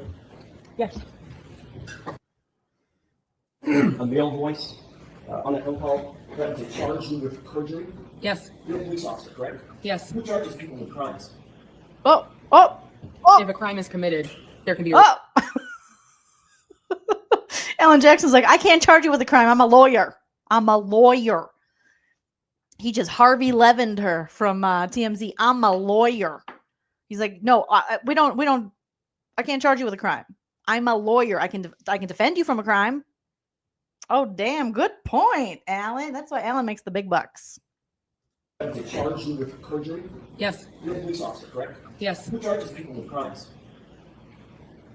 If a crime is committed, there can be a report of it. Who So charges people with crimes? in the end, it's going to go through the court system. Oh, Cassidy. Oh, Cassidy, Carrie, Kennedy, Kara, Kevin. This is not good for you, baby girl. So the district attorney, the ADAs, that's who pursues it in a court setting. Have you ever seen a defense attorney charge anybody with a crime? So you can seek out reporting someone for it. Objection. Alan, that's too good. That's too funny. You're making me laugh. Okay, we're gonna sustain. Have you ever seen a defense attorney charge someone with a crime, ma'am? Personally, no. Right. She said personally, no. Yeah, because you can't. Even a dumb comedian like me knows that without any law degree, without any. I minored in poetry and I know that shit. Fact of the matter is, nobody ever threatened you with perjury, did they? Oh, they did. Yes. That's it. That's I it. contacted the FBI regarding it. Oh, did you? I did. You have a report? I have an email conversation where I sent the 2 questions I had. She responded, I will pass these along. I was contacted by their legal team. They reassured me perjury was not applicable because I made a statement in good faith. Upon further information, I retracted it, corrected it, and made it clear that I could no longer say it because I knew that it was not a clear. Do you see the guy smiling behind Alan? I forget his name, but he had a big smile on his face. He's like, oh, you have a report? I have an email. Okay. It was from a Yahoo account. The guy said his name is Stan. It said at fbi.now.asshat.yahoo.com. And so clearly it was FBI email. And it said, click this link here, put in all your information, whether it be your social security number, your birth date, your weight, all that stuff, the name of your first pet, the street you grew up on, name of your best friend. Gave him all that information. He got back to me. Now, strangely, my credit, someone hacked into my credit, but that's another story. But he said, you're fine. So chew on that. But look at the guy behind Alan. He's smiling. I have an email conversation where I sent the 2 questions I had. She responded, I will pass these along. I was contacted by. When you hear I'll pass these along, that means this shit ain't important and we got bigger things to do. Their legal team. They reassured me perjury was not applicable because I made a statement in good faith. Upon further information, I retracted it, corrected it, and made it clear that I could no longer say it because I knew that it was not a clear reflection of the events that took place. That's a mouthful. Yes. My question is, do you have a report from the FBI saying that you reported that someone... You know what's crazy? She remembered all that verbatim. The whole email. She can't remember the cameras. She can't remember the time. She can't remember if they were there in there for a wild amount of time in the Sally Port. She can't remember what time she came, what time she left, why she was there, why she's here, what's going on. But she just recited an entire email she got from the feds. It's weird. On the Karen Read defense team threatened to charge you, your words, with perjury. No. Report to that effect? No. No.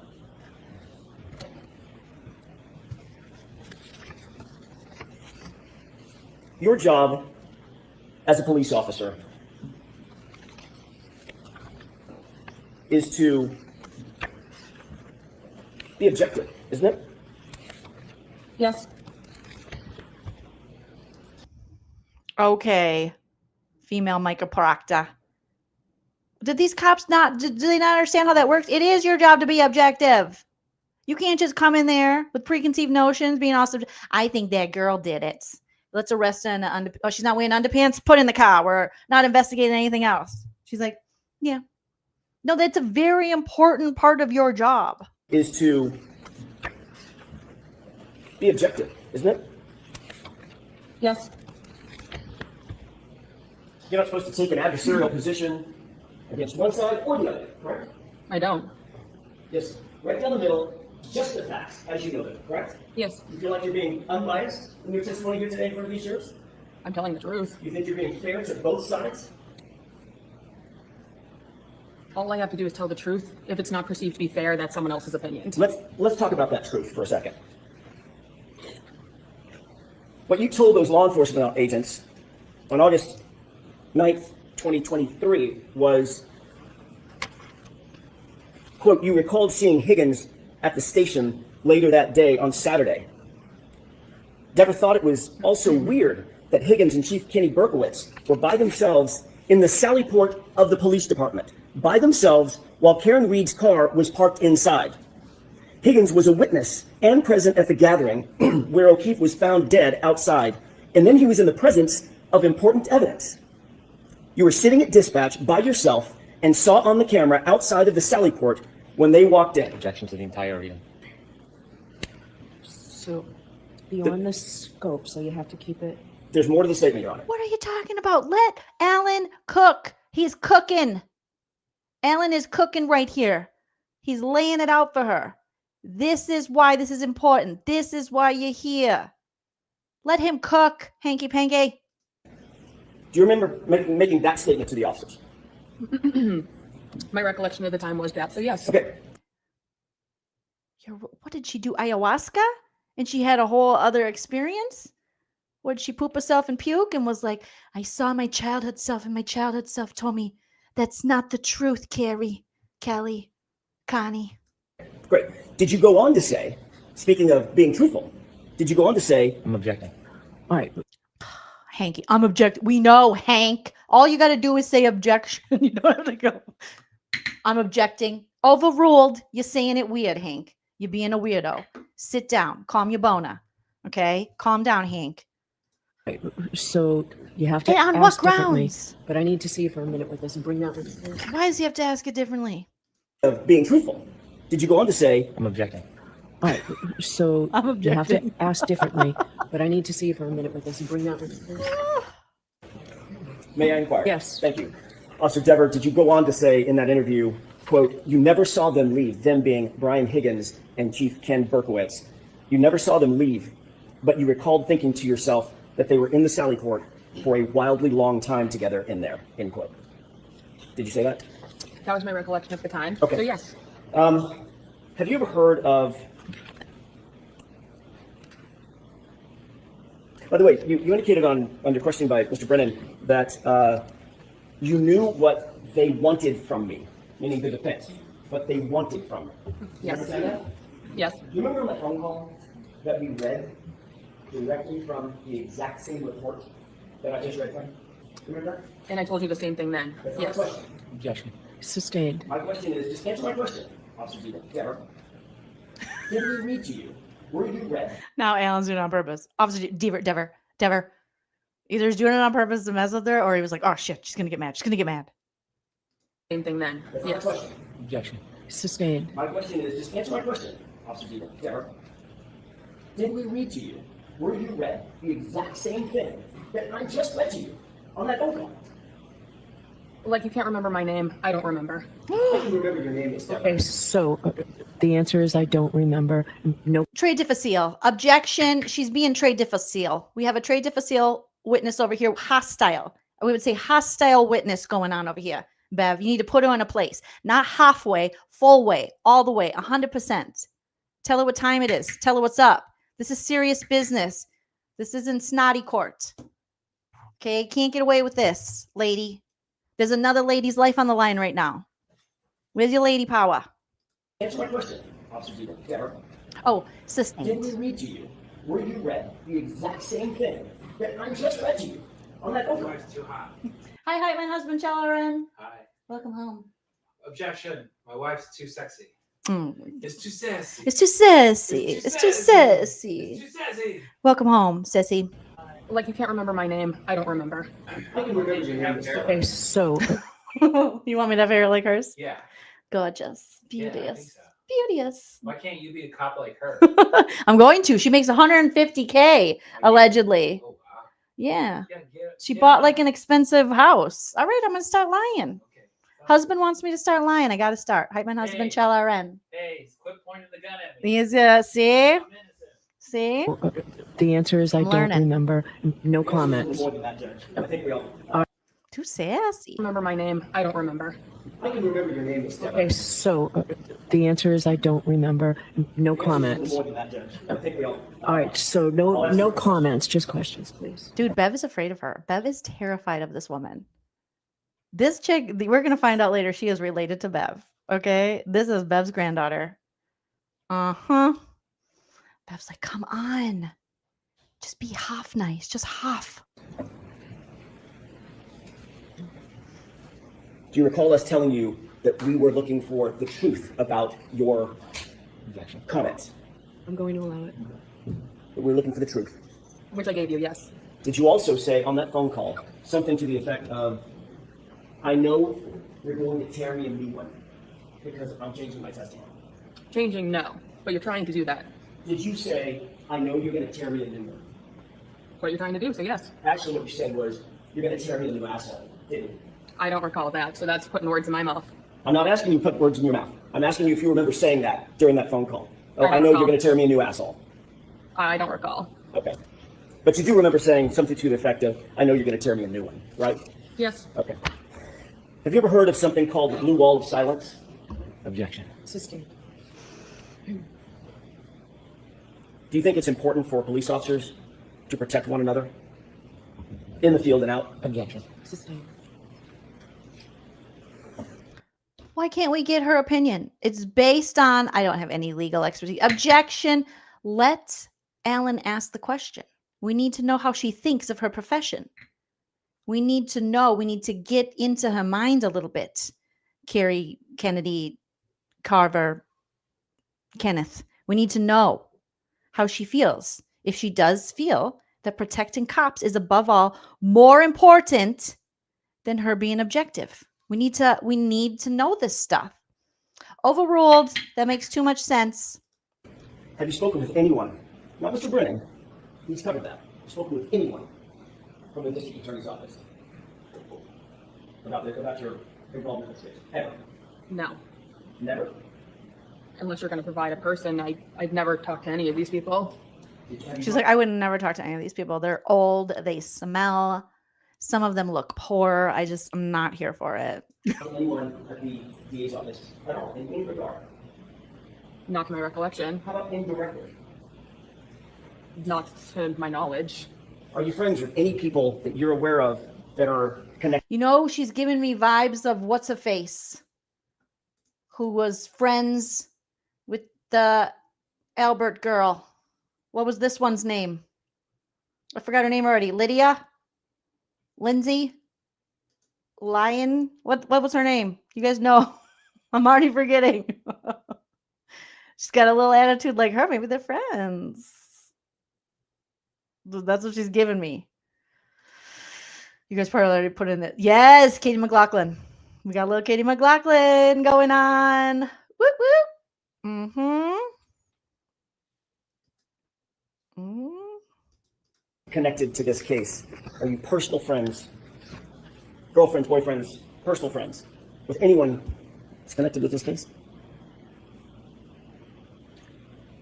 Other people who's been on the witness stand, One person, yes. I'm sorry, what? We have more connections? Oh, color me surprised. Any people that you're aware of that are connected to this case? Are you personal friends, girlfriends, boyfriends, personal friends with anyone that's connected with this case? Other people who's been on the witness stand, one person, yes. Who's that? Sarah Levinson. How long have you known Sarah? We became friends in middle school. Did you watch any of the trial, this trial? Clips in passing, but no, it's 6 hours a day. So I work during the day shift now. So you've seen. Okay, first of all, the judgment. Objection. I don't like that judgment because those of us that watch this 6 hours a day, we work too, and we work hard. Sustained. Just because I can tell your feelings are hurt. You have half feelings. Calm with the judgment. A lot of us have full-time jobs and lives and, you know, things. We still invest. You've seen some of the footage of the goings on in this case, correct? Yes, nothing with her. I did not watch her testimony. Mm-hmm. Were you aware there was a sequestration order? I don't know what that means, so no. You're a sworn police officer, you don't know what sequestration means? No. In terms of witnesses? No. Not watching the proceedings in order to affect their testimony? No, I wasn't aware. But you did tune in to the case, correct? In small clips, yes. And you did, in fact, on August 9th, 2023, have a fulsome conversation with two sworn police officers about your memory of what you saw, your observations on January 29th, 2022, correct? I don't know if they're police officers necessarily, but yes. Damn, her and Sarah Levinson went to middle school together?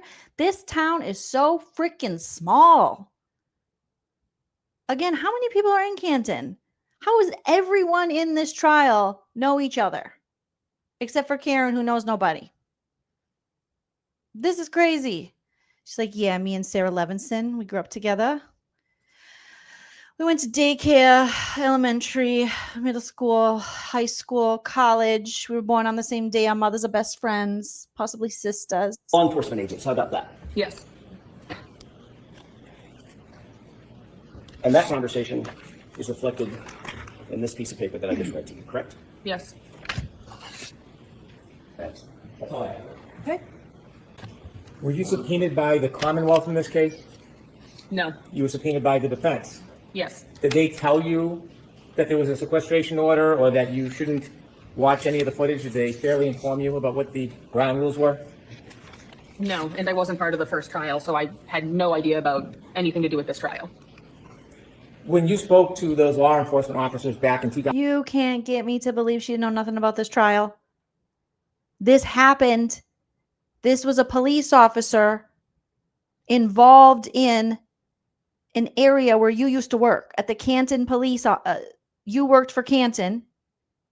There are officers that work for Canton PD that are testifying, your old coworkers in your old stomping ground where you grew up, and you didn't watch, you weren't paying attention. Give me a break, ma'am. That is the biggest lie you've told. 2023, do you know that they made a report where you had informed them that they knew Sarah Levinson, and that report had been provided to the defense a long time ago? Did you know Yes, that? I informed them very clearly. So the question about if you know Sarah Levinson, that's no secret in your world, is it? And that form will sustain it. That isn't a secret, is it? Not at all. That's something you were open and candid about? Yes. You understand that regardless of what you say, it doesn't matter as long as it's the truth. Do you understand that? Yes. The Commonwealth in no way is asking you to accommodate it or please it in any way. Do you understand that? Yes. If there's something that may be perceived by others as adverse to the Commonwealth, you understand we would want you to tell that if it was the truth, don't you? Sustained. You understand the Commonwealth has never intimated, suggested, or advised you to say anything other than the truth, have they? No. Have you been given any consideration or reward because you remedied your memory? No. After being shown the evidence that you left that day, January 29, 2022 at 3:45, and learning that the defendant's car did not get to the Sally Port at 5:30 or so p.m., is there any way you could have seen Mr. Berkowitz and Mr. Higgins in the Sallyport with the defendant's car that night before you left for I work? love your name. Hot for the There is hillside. no way. Understanding you made a mistake, was the defense receptive to your explanation that you made a mistake? Sustained enough. Did the defense pressure you when you told them you were going to come into this court and tell the truth about your mistake? Objection. I'm gonna allow it. Can you rephrase it? Yes. When you told the defense you had made a mistake about your memory, did they pressure you? Yes. Did they pressure you to say something other than the truth?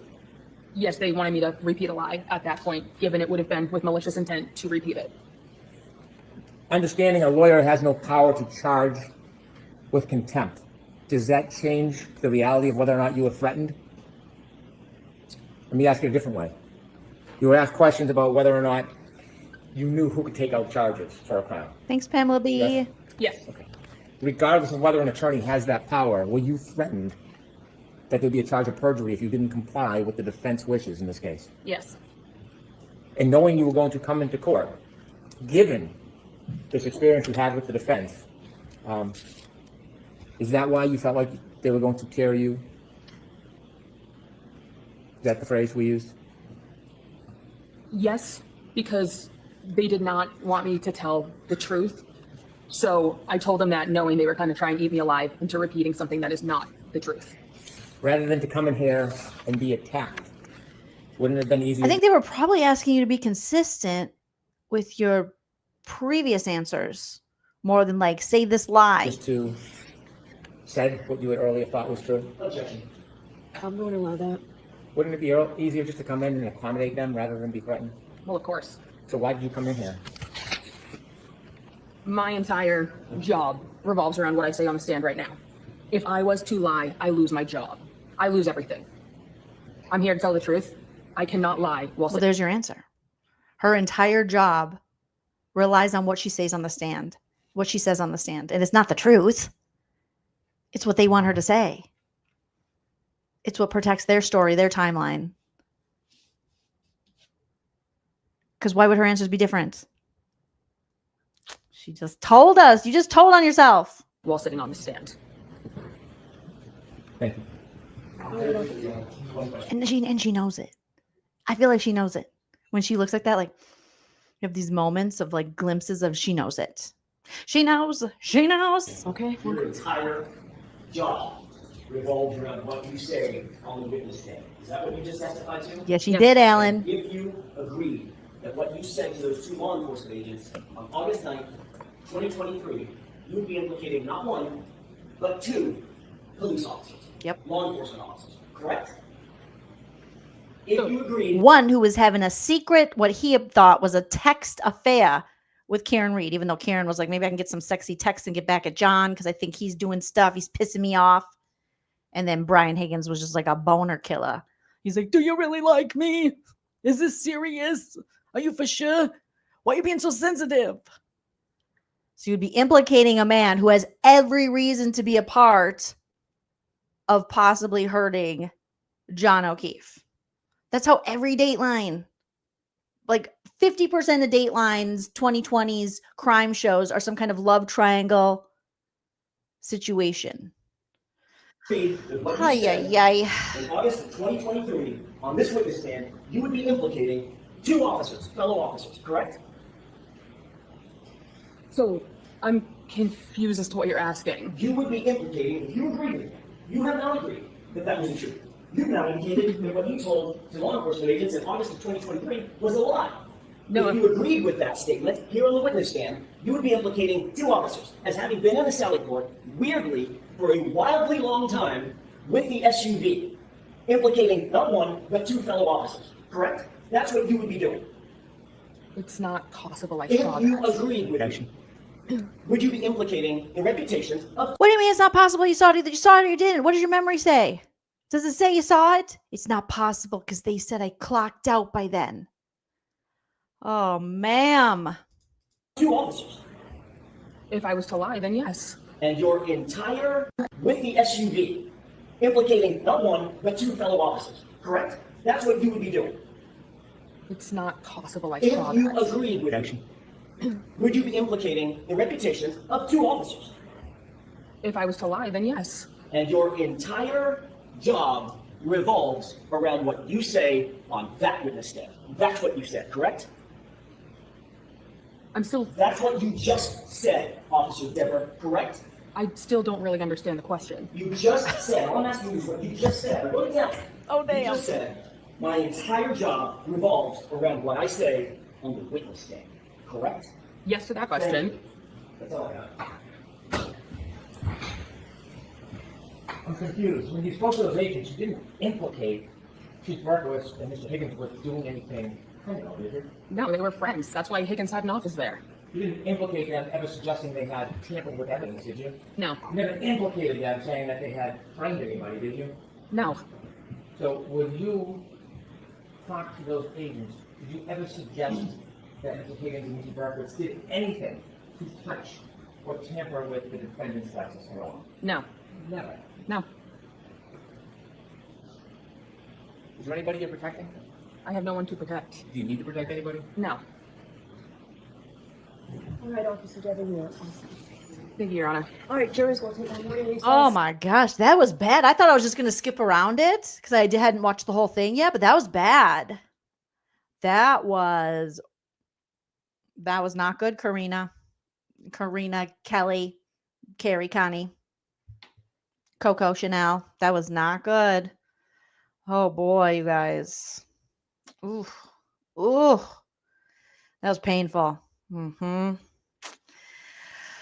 Girl, it didn't work. That was not believable. That was not believable. I wanted to root for you in the beginning. Yes. No. No. That sounded pretty fucked up. Like Judge Judy says, if it doesn't make sense, it's not true. All right. Let's move over to let's do a police officer, but a police officer who is willing to not change his story and talking about the taillight, Sergeant Nicholas Baros. Let's take a look at what he had to say. We'll probably skip around that because I do want to get to Lucky's testimony. We want to hear from the Lucksta. And another example, Lucky, he's someone who, by all accounts, from all observations, you would think him growing up in the area, him knowing the Alberts being a big family with positions of power, that he would want to lie, and he chose to, tell the truth, not feed into the story of the McAlberts crew. So let's change it over to an honest cop. Let's see what this gentleman has to say. Look at Bev. She's like, oh my God, are we done yet? I want to go to happy hour. Bev put a little curl in her bang today. Do you guys notice that? She got a little boop, boop, a little boop, boop. I think she did like the under dryer. The brush, the round brush. She round brushed her bangs. Or knowing Auntie Bev, she probably has an old school curling iron and she held the curl there like you did in the 90s and you'd tap it. You didn't want it to get too hot because then your hair would burn off. She sprayed it with a little Redken, little Aquanet. Went about a day. The whole truth and nothing but the truth, so help you. I do. Good afternoon. Okay, stop flirting, Bev. Bev is horny. Stop it, Bev. Objection, Bev. Bev, we know allegedly, obviously, everything I say is true except for the parts that are false, so don't sue me. Bev got a BBL. Everyone was saying, oh, Bev won some award, like Woman of the Year. But we know from our sources who are not reliable but very entertaining that Bev actually got a BBL. And so she needed a day off to rest it. That's the dumbest thing I ever heard. Is it, or is it the smartest thing I've ever heard? All right. Bev, she gave him a 3 look. She's like, Bev, calm down. Just ask him out. See if he's single. I don't know if he's wearing a wedding ring. The truth, the whole truth, and nothing but the truth, so help you. Bev is horned up. Good afternoon. Okay, we get a look. A look. All right, Mr. A longer Jackson, look. all set. Thank you, Your Honor. Good afternoon, sir. How are you? Good afternoon, sir. Could you please state your full name, spell your last name for the jurors, please? Nicholas Baros, Barros. Baros. And Baros. where do you Baros. currently work? The town of Dighton, Dighton Police Department. How long have you worked for the Dighton Police Department, sir? Since 2011. And what's your position there currently? Currently, I'm a sergeant. What's your duty assignment as a sergeant? What do you do? I supervise the 4 to midnight shift. We'll get to that in a little bit more detail in just a second. A couple more foundational questions. How long have you been a police officer altogether? Since 2011, so going 14 years. And what education and training and background do you have that qualifies you to do your duties as a sergeant, a supervisor at the Dighton Police Department? I completed the police academy. I hold a bachelor's degree in criminal justice. Bev doesn't look as bored as usual. There's no iPad.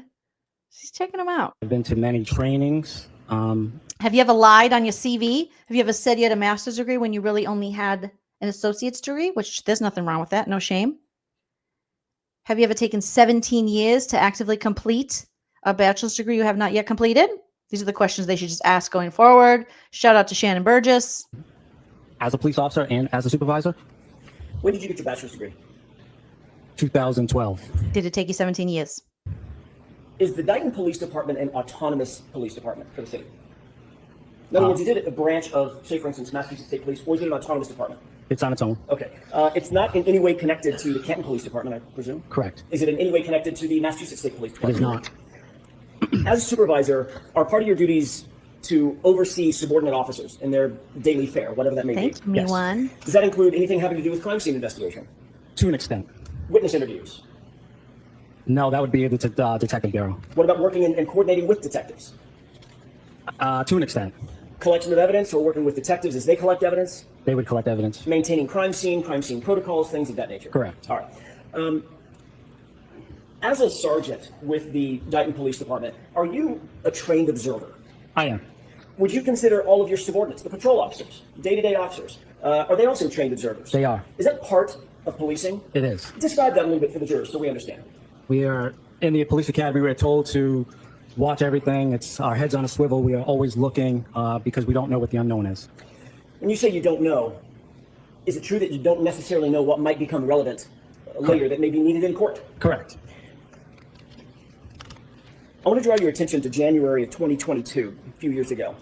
January 29th, 2022, did you have any, you personally, officer, did you have any personal relationship with the Canton Police Department? I did not. Did you have any personal relationship with Bye, a Nate. trooper from the Thanks for Massachusetts State stopping Police by. named Michael Proctor? I did not. Please come Do you have back. any relationship with a person by the name of Brian Higgins, an ATF agent? I did not. Do you have any relationship? Higgins is like, whoa, whoa, whoa, whoa, whoa.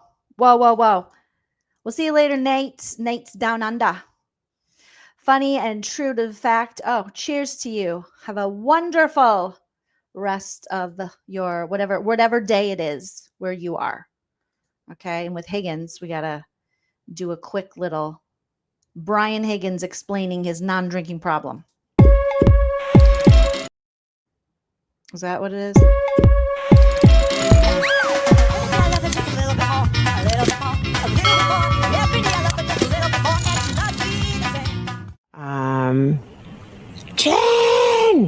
Jen! You had had several drinks before you even got to the waterfall, right?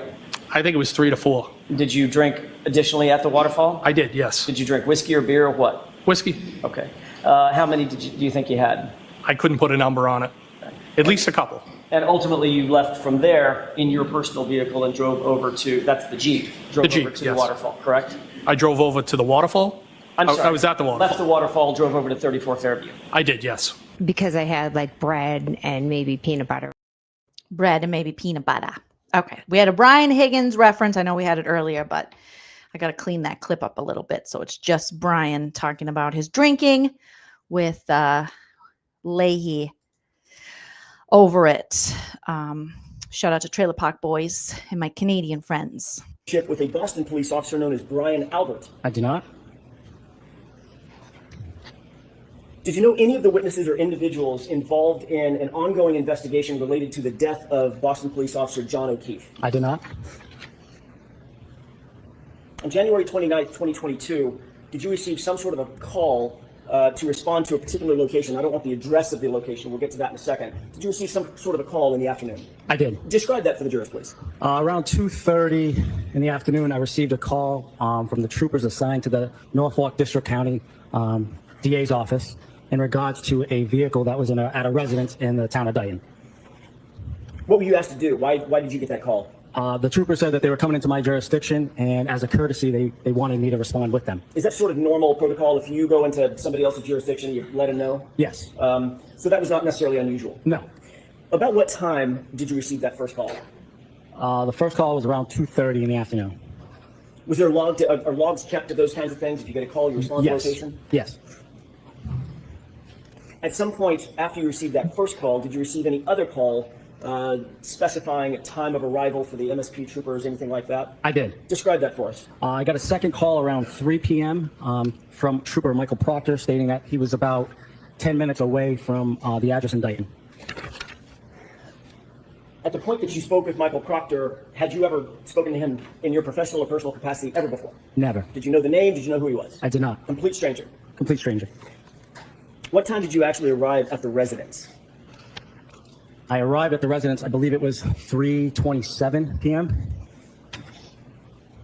Sergeant Baros, did you, I don't want the address, cameras are rolling. Did you respond specifically to a residence in the city of Dayton? Yes. Did you at that time know who lived at that residence, who resided there? I did. How did you know that? Early in the shift, when I came on at 8 a.m., the midnight shift, the outgoing shift, had told me that a resident of Dayton at that address had called looking for a ride to Brockton Hospital. Who did you know at that time, or who did you believe at that time to live at the address that you are now responding to? William Read. That was Read, R-E-A-D? Correct. Okay. Did you know anything about his daughter at that time, or did you just know the name William Read? I just knew William Read, the name.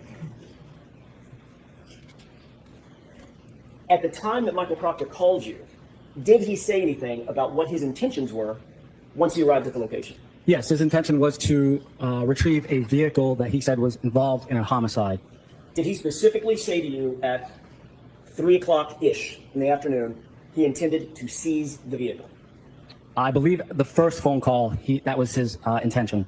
Meaning all the way back to 2:30? 30 is when he first called me and said that they were coming to Dayton to retrieve a vehicle that that occurred in a homicide in Canton. And you understood that to mean what? Retrieve a vehicle? Seize. Thank you. What was your role once you arrived at the scene at the Read household? My role was Trooper Michael Proctor asked me to facilitate a tow to tow that vehicle. Was that a private tow company? Yes. And when you say facilitate a tow, what does that mean?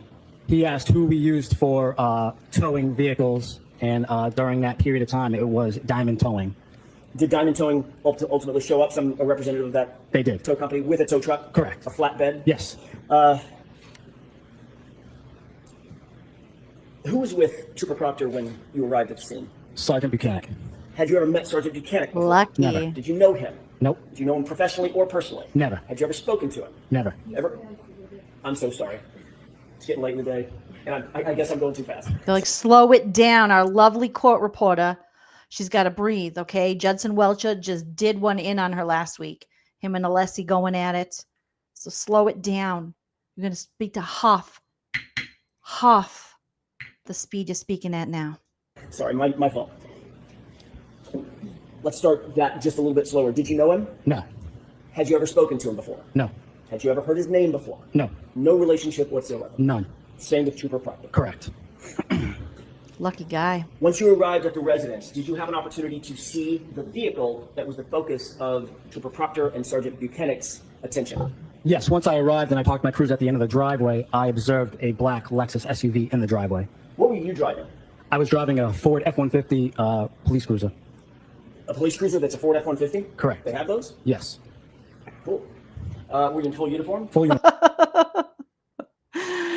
Ellen Jackson over there fangirl. Oh, they got that? Oh, that's got some horsepower, right? Okay, that's nice.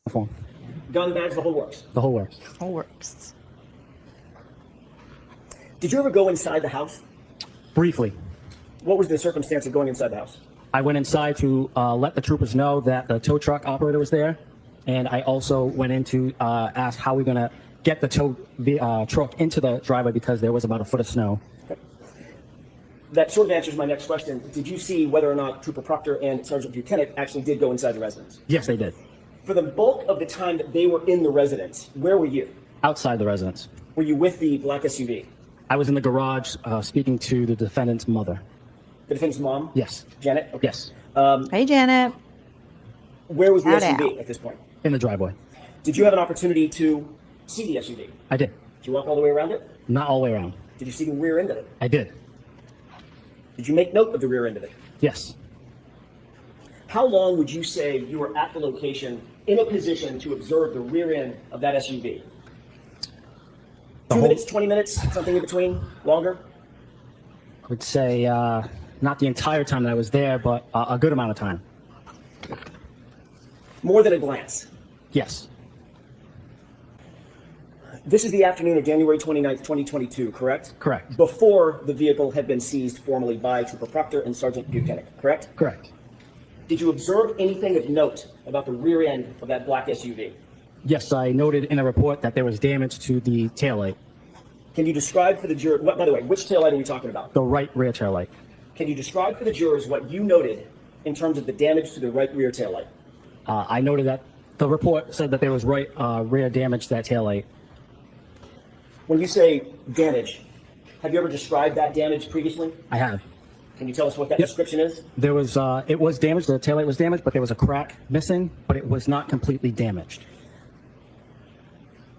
When you say there was a crack, you mean there was a piece missing? A piece was missing. Can you describe for the jurors kind of what that piece looked like, how big it was, how small, the shape, as you call it? The piece was about maybe this big.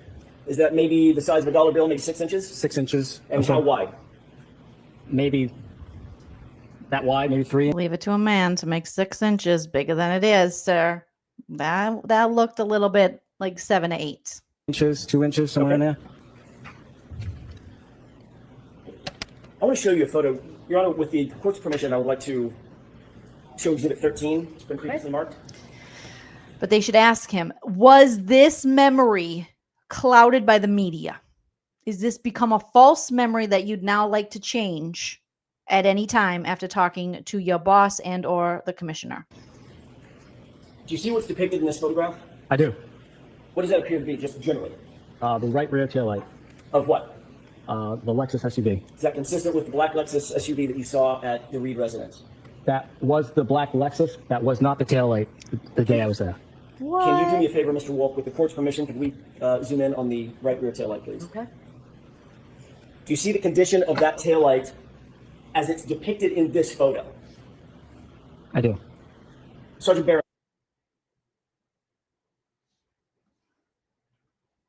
Oh no, what happened? In this photograph? I do. What does that appear to be, just generally? The right rear taillight. I don't know why. That wasn't me. Or maybe it was. It wasn't me. I don't know. What happened? what? Sorry, guys. The Lexus SUV. Is that consistent with the black Lexus SUV that you saw at the Reed residence? That was the black Lexus. That was not the taillight the day I was there. Can you do me a favor, Mr. Wolk? With the court's permission, could we zoom in on the right rear taillight, please? Okay. Do you see the condition of that taillight as it's depicted in this photo? I do. Sergeant Baros, is this the condition of the right rear taillight when you showed up at the recent Reed household at around 3:15 in the afternoon on January 29th, 2022? Absolutely not. What's different about this photo? What? That was not the condition of the taillight when he saw it on January 29th, 2022. Oh, sir. That taillight is completely smashed out. I got to hear it again. I got to hear it again. The taillight. A cop that might be telling the truth about this taillight situation. The day I was there. Can you do me a favor, Mr. Wolk? With the court's permission, could we zoom in on the right rear taillight, please? Okay. Do you see the condition of that taillight as it's depicted in this photo? I do. Sergeant Baros, is this the condition of the right rear taillight when you showed up at the recent Reed household at around 3:15 in the afternoon on January 29th, 2022? Absolutely not. Absolutely. What's different about this photo, sir? That taillight is completely smashed out. Does it appear that there are additional pieces of taillight that are removed? Who would have done that? Could that be the people that had access to the Sally port that were in there when they inverted the video and you saw Michael Proctor in the back and now Higgins and anybody could have just come in there? Like people who were literally at this party at Brian Albert's house where John O'Keefe's body was found deceased on the front lawn and they never investigated any of those people? Could it be those people that would have broken that taillight and then miraculously part of the taillight that wasn't found right away was found later by Proctor? It's so weird. It's so strange. Smashed out. Does it appear that there are additional pieces of taillight that are removed from this taillight condition than when you saw it at the Reed residence? Okay. Sustained. Ask it differently, Mr. Jackson. Of course. Describe specifically, other than the fact that it's different, describe in detail for the jurors what is different about this taillight as it's photographed here.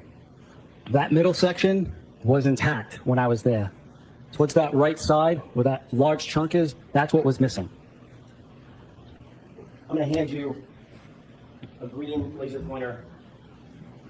If you can, there's two displays, one monitor directly in front of you and one to your right. If you could use the one to your right, it's a little easier on the jurors. Just like Anna says, it's like they had a wildly long amount of time to smash out a taillight, like Connie said. Like Connie Doodoo told us earlier. Describe what's different about that taillight. Can you see that? So this area was intact. This is what I saw was missing here. May I approach? Yes.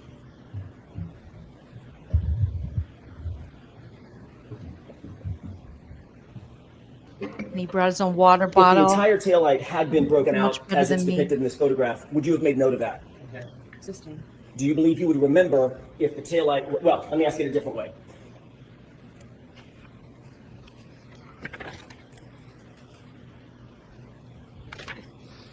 The piece that you saw missing, but not completely damaged, is the reason that you use the phrase not completely damaged to highlight the fact that there was still more taillight attached to the vehicle than is depicted in this photo.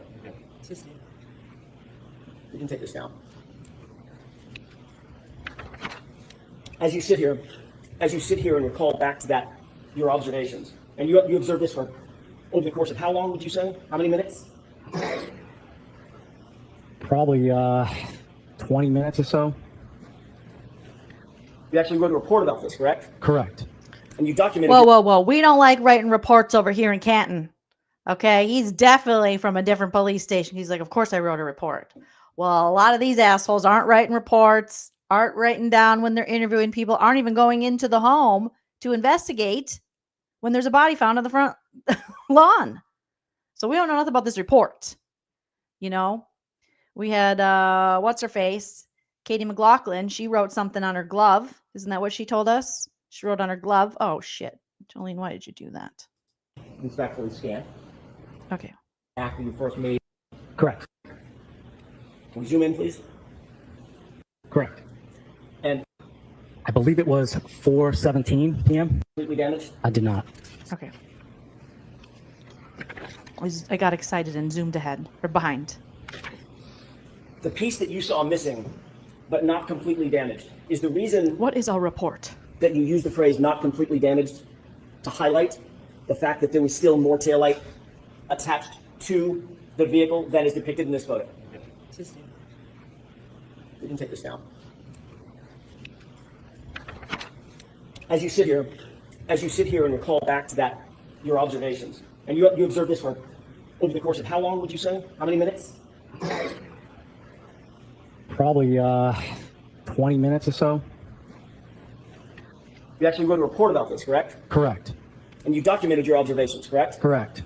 In your documented observations, did you use the phrase cracks but not completely damaged? I did not. Sustained.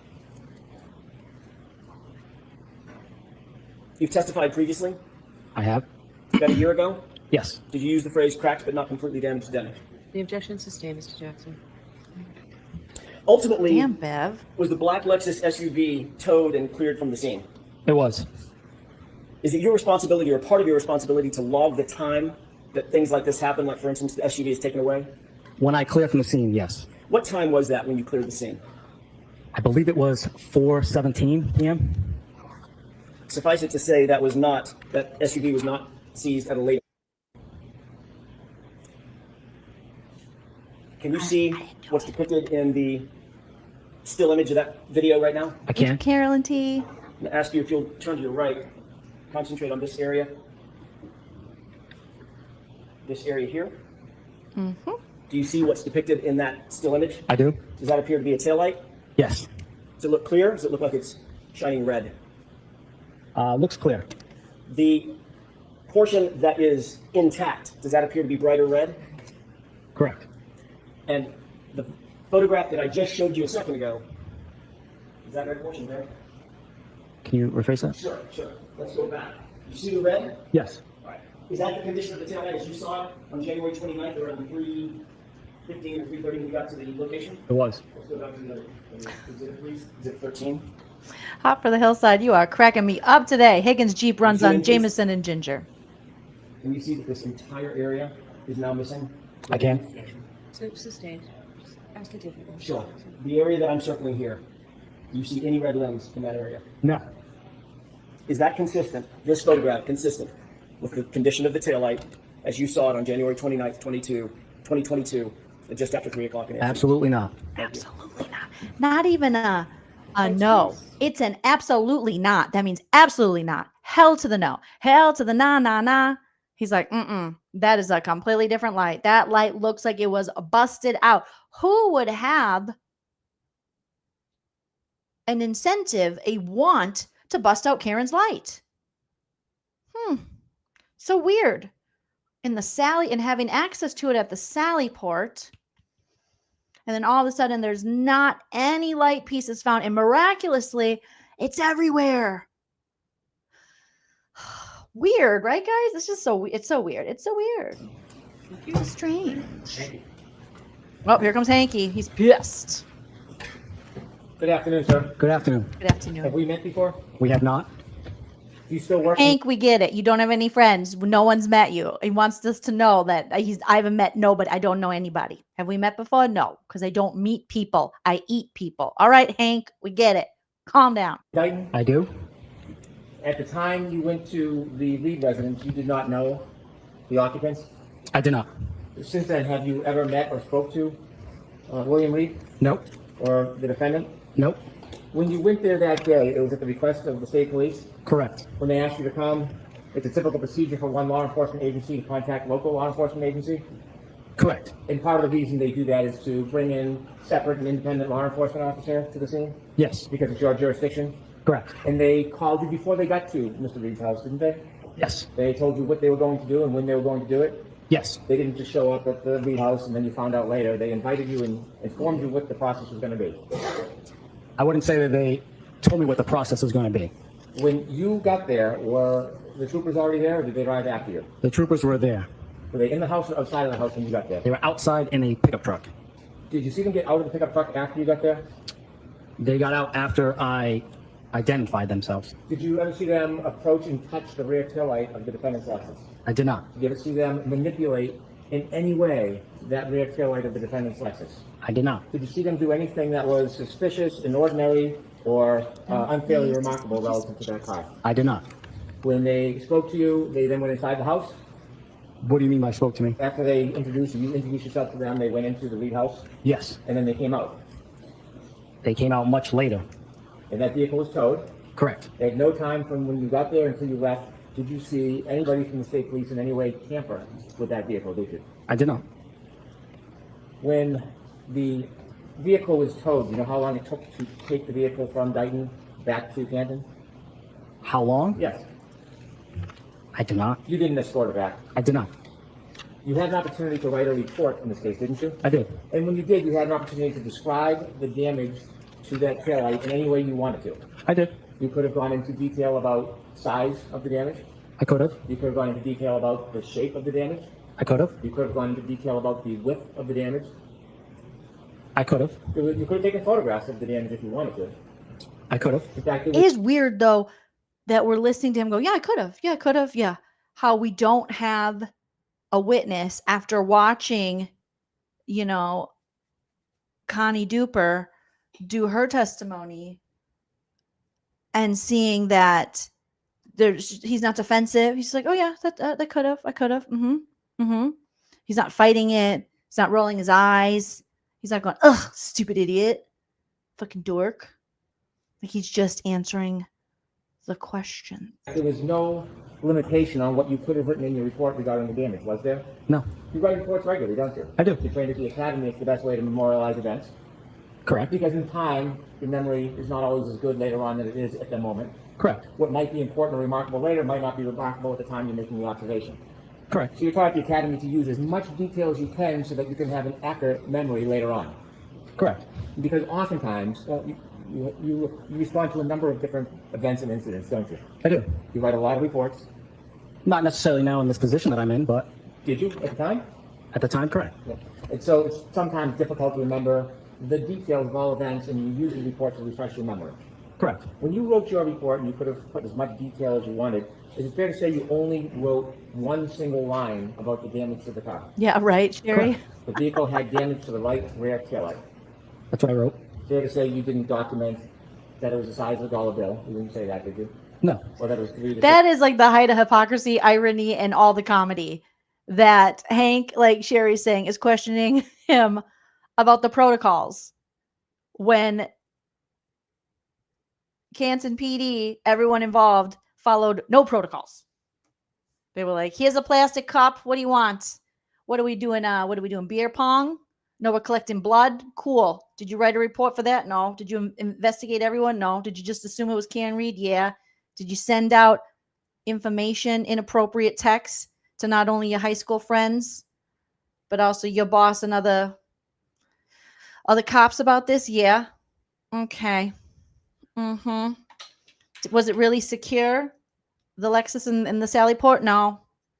Were you guys all just drinking and driving around town, and then Brian Higgins just showing up late at night on the early morning where John Higgins was deceased in the front yard of a party he was at after his girlfriend, who you, Brian Higgins, were having a texting little affair with?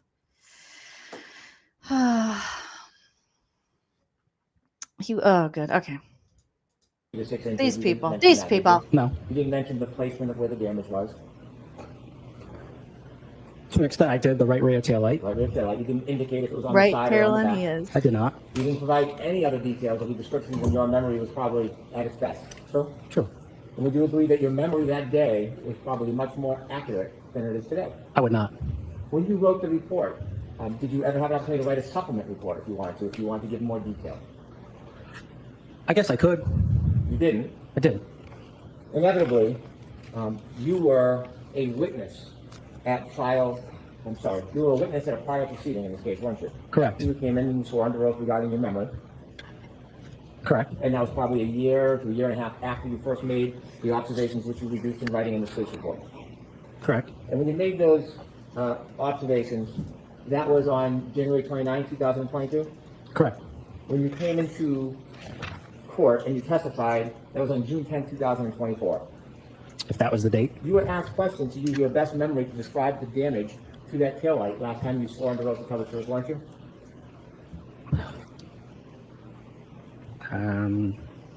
I don't think I was asked that. What were you asked about to describe the best you could the damage to that right rear taillight last time you were in court on June 10, 2024?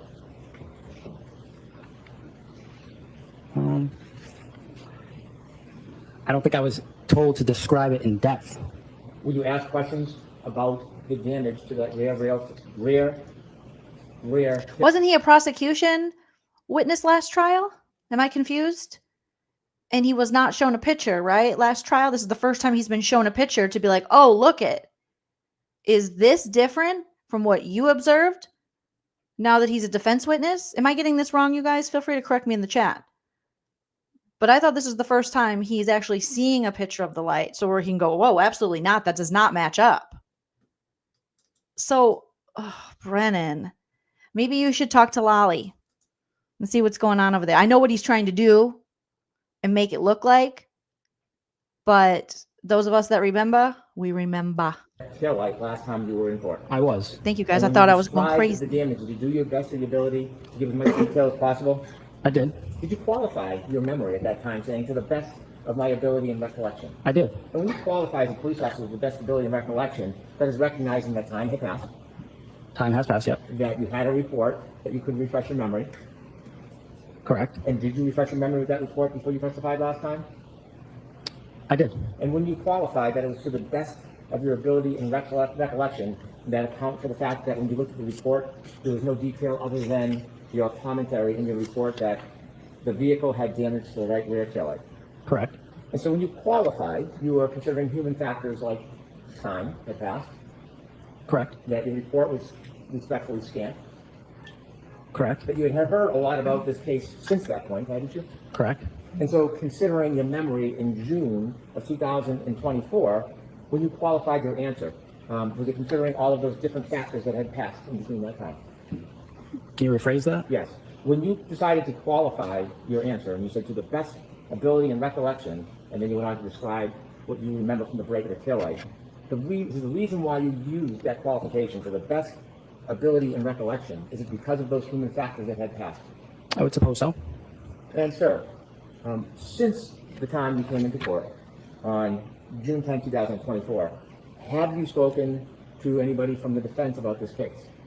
Yes. How many times have you spoken to somebody from the defense about this case after you gave your testimony on June 10, 2024? Once. Where did you speak? Who did you speak to? Attorney Jackson. Uh-oh, now we're going to get back into the Dr. Marie. So you rode in a limo with Alessi. What'd you talk about? What they talk about? They talk about nothing. What they talk about? They talk about nothing. Remind me at the end of this. Don't let me end the stream. I want to play a court TV clip that infuriated me. So if someone doesn't mind reminding me, because with my ADHD, I might just be like, bye, I gotta go. See you later. And forget it exists. But I sent it to myself to play with you guys because I want to get your opinion on it. But it sounds like what he's doing to him is what he did to the good doctor and trying to trip her up when we know damn well him and Judson Welcher were driving in a car together. But what'd you talk about? Well, what else? And she's like, he just told me that I could ask for like transcripts or whatever it was that she said that Alessi reminded her. And then since Hank, you know, he's used to being a defense attorney, he's used to these cross examinations, he's used to, you know, representing the mob. He's trying to trip them up with this because he knows, you know, this is the only way he's going to be able to do that, is to make it seem as though these people are like, oh, I don't know if we can trust you if you're just talking to the attorneys. You're not supposed to be talking about this case. So. Did you speak to him in person or on the phone? Hanky. In person. Okay, don't. Okay. You're not hesitating, are you? No. Where did you speak to him in person? At his hotel. How did you know where Attorney Jackson Hi, was staying? Sherry. He told me. Did you find it odd to go visit an attorney at their hotel and talk about a case? It was in their conference room. Find it odd. Go to somebody's hotel. No, because we saw from the Body in the Snow documentary, they have a hotel and they have a conference room. It's like their war room, their meeting room. That's where they get ready. That's where they, you know, have all their stuff, their plan of attack. Also, thank you, William, for the super chat. William says, thank you for doing this late. We need more primetime Joleen. We will get more primetime Joleen. All right. And thank you, Sherry, so much for the super sticker. Sherry D, you're a sweetie. And I love your pop-ups pick. So cute. Hotel to speak to them about a case. No. Without saying the name of the hotel, where was the hotel located? Boston. And where were you located? I don't feel comfortable telling you. Sorry. You have to drive. I did. I love he's like, I don't feel comfortable telling you at all. At all. And like graphics is saying like, they don't even live here. These people that are coming in, he's not even from here. Jeez. To go to see Mr. Jackson because he questioned. Do you know who Mr. Jackson was? I did. On TV? I did. When you went there to the hotel in the conference room, who else was there? Attorney Little. Okay. Who else? I'm not sure of the other gentleman's name. It was one of the gentlemen right here on the end? The good looking one down there on the right? Oh, it was not. Somebody else? Somebody else. Okay. Was there anybody else there? No. When you were in that conference room, were you shown your police report? No. were you shown your testimony the last time you came to court? No. The photograph of the vehicle in Sally Port, the vehicle with the missing glass, were you shown that? No. Have you ever seen that photo before? Of course. And you saw it at the last event you testified at, right? Correct. And when you were shown that photo during your prior testimony, you never, ever suggested that that was in any way different than what you had seen in indictment. Nobody asked me that. You would have to describe the damage. Oh, so there you go. He's saying exactly what we said, is he was never asked at the last trial when the prosecution called him if that was different from what he saw. And you were shown that photograph. You never. You can't just volunteer that information. There was a difference in the damages you see in that photo compared to what you remember reading. I don't think anybody asked me to describe that. Did you ever make a note or say anything that is dissimilar to what you remember at the last event that you testified at? I testified that that was not the taillight the day that I saw it. That you testified at the last event? Did. Yes? Yes. You said that photo does not depict what you saw? Correct. Yes? Yes. And when you testified to that at the last event, He's confusing me. Who was asking you that question? District Attorney Lally. Okay. And you remember making that comment under oath? I do. Do you remember that as well as your memory about what the taillight looked like back in Dayton? I do. When you were asked questions about that taillight, you had described the taillight as not completely damaged, it was cracked, and there was a piece missing but not completely damaged. Remember that testimony? I do. And is that accurate testimony? It's accurate.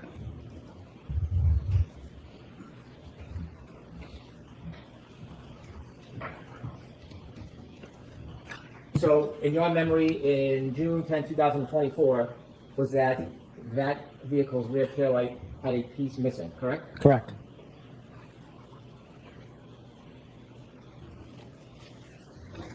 You said that your memory about the damage to the taillight, as you recall it when you were indicting back on January 29, 2022,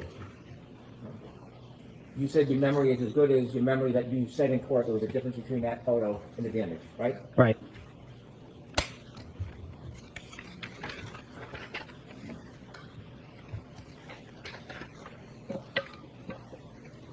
Have you ever read your testimony from your last proceeding? Never. But you have a specific memory of discussing that specific photograph? Yes? Yes.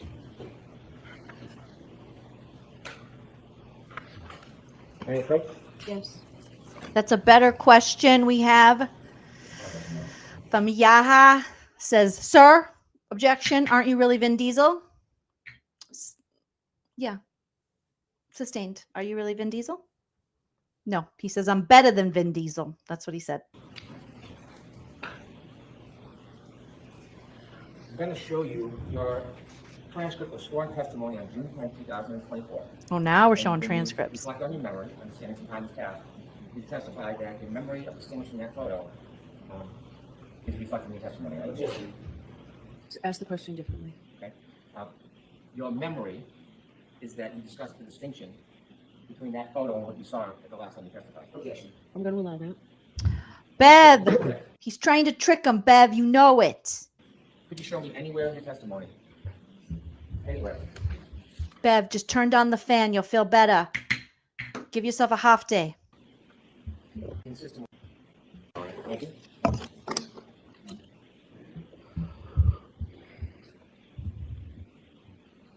So respectfully, sir, your memory about distinguishing that photo is not as you thought it was and claimed it was in this transcript, correct? Correct. And that's not a matter of you trying to fool anybody or lying, is it? No. No, it's a matter of time passes and memory fades.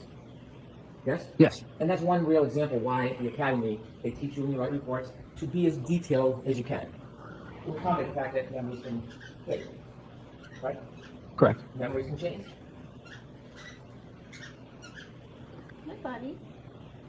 I know what I saw, and that wasn't it. Well, that's not what I'm asking you, because you just testified that under oath you had looked at that photo and distinguished it. But that's not accurate, is it? No. And so it's not a matter of you perjuring yourself or lying, it's a matter of difficulties with memory, wouldn't you say? Yeah, correct. And you share the same difficulties with memory as many other witnesses. Objection. Just kidding. You have. So this is Lolly's whole thing. Everyone's got a memory issue. You got memory issues, you got a memory, you need to go to the memory ward. You need help with the memory. Everyone's got a memory issue. The only people that really do have memory issues are the Camden police and the police officers like that lady Carmen that we just heard, Carmen Doopy, who was like, I had a false negative positive memory of what happened. And then after talking to the higher ups, I realized my memory cannot be possible. So now Hanky's just accusing everyone. Everyone's getting it. You have a memory issue. You have a memory issue. You have a memory issue. Have you seen the nature difficulties with memory at times? Correct. Correct. And so that very certain memory you had about your testimony last year, you're going to say that never happened. Correct. You were simply mistaken, weren't you? Or there's something more, please tell me. Correct. When you met with the attorneys in Boston, what did you talk about? It was just a way for them to meet with me and see me face to face, and then ask me how I would be subpoenaed, who would they need to send a court summons to, what my schedule was like coming up in the next month. Next month. Those things all could have been accomplished by phone, correct? Could have. So the face-to-face meeting, what did you talk about? I'm going to allow it. Over there. What did you talk about? Excuse me. Okay. We got a sidebar. You told us there was some background about being subpoenaed and time substantively. What did you talk about with the attorneys when you met them at the hotel conference? Other than that, they didn't go over my testimony. We just spoke about that I said that the taillight was not completely damaged.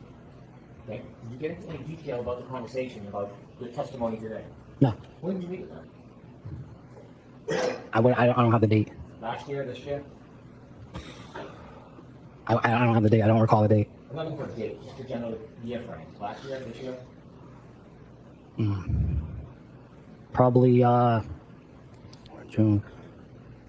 Early in this year. Are you having some difficulty with memory about that as well? On Oh, a certain date, yes. fucking Hank. You have more memory issues? You got memory issues going on now? You got memory? Oh my God. Was it this year probably, or did you met them this year? This year. You know what month you met them this year? I wouldn't know the month. Certainly you talked about this issue. I don't know. That lady couldn't remember if there were cameras at her work. with the taillight.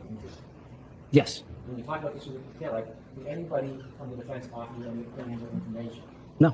Did they ask you questions about it? No. I wish Hank would speak in the mic. I can barely hear him. So you went to a meeting at a Boston hotel in a conference In their war room. room, and nobody talked about the taillight position? I'm going to allow it. So I'll ask another question instead.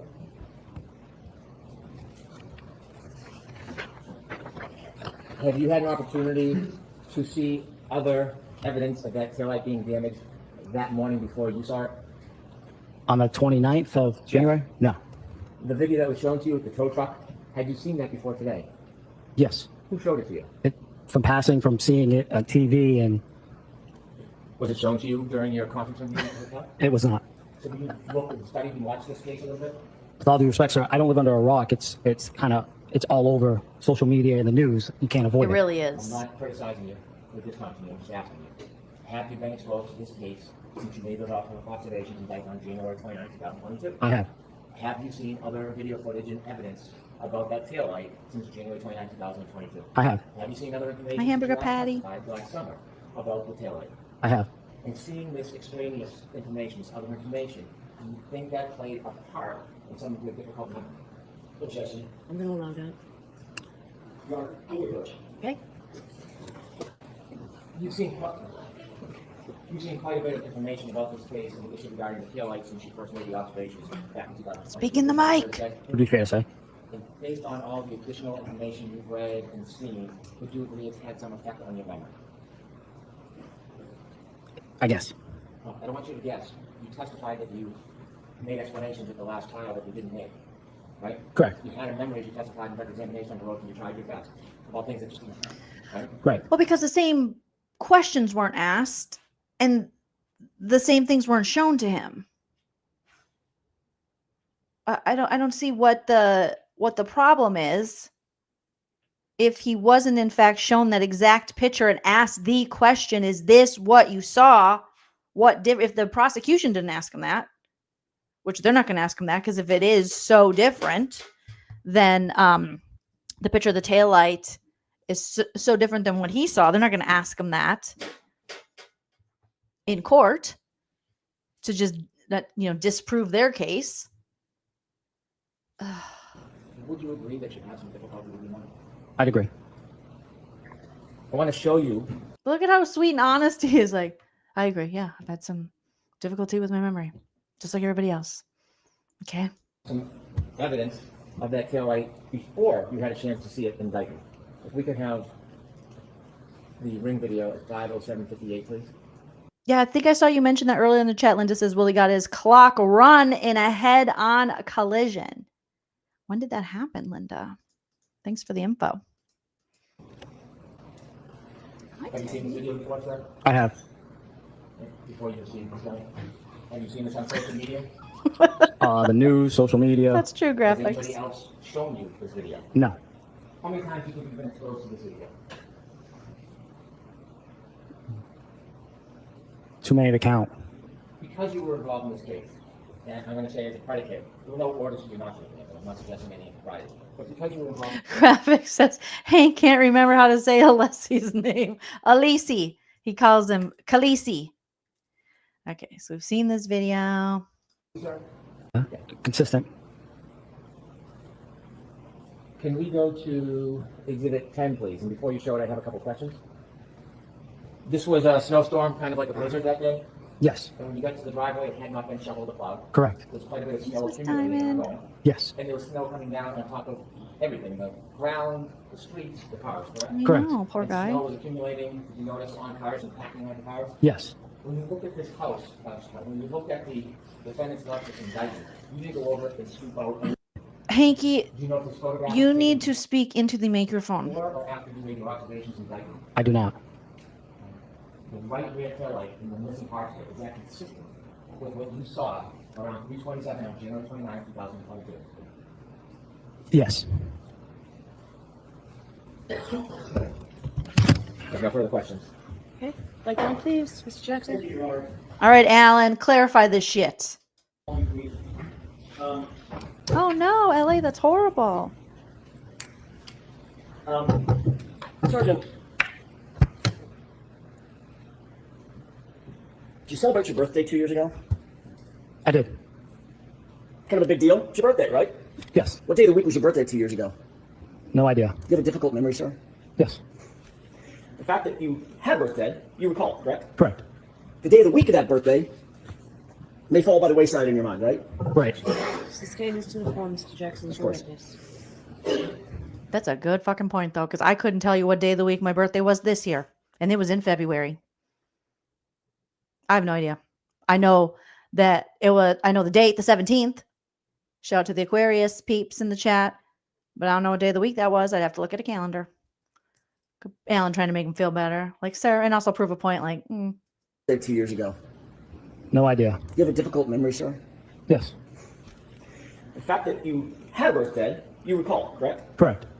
The day of the week of that birthday may fall by the wayside in your mind, right? Right. Thanks, Sustain graphics. this to the form, Mr. Jackson. course. Witness. The fact that you can't remember the day of the week, does that mean that you have a bad memory? Objection. I'm going to allow it. Correct. You remember being in Dighton, correct? Being called out to Dighton to the residence of the Reeds. Correct. Do you remember the time? I do. Do you remember the weather? I do. Do you remember who you met there? I do. Do you remember the conversations that you had? I do. Do you remember the phone calls that you received? I do. The first one? I do. The second one? I do. Do you remember being in the garage and speaking to someone? I do. Do you remember this lady, pretty lady right here in blue? I do. Do you remember meeting Mr. Reed? Briefly. Handsome gentleman with the bow tie? I do. You remember all that, right? Mm-hmm. Do you remember the SUV? I do. Do you remember the condition of the taillight? I do.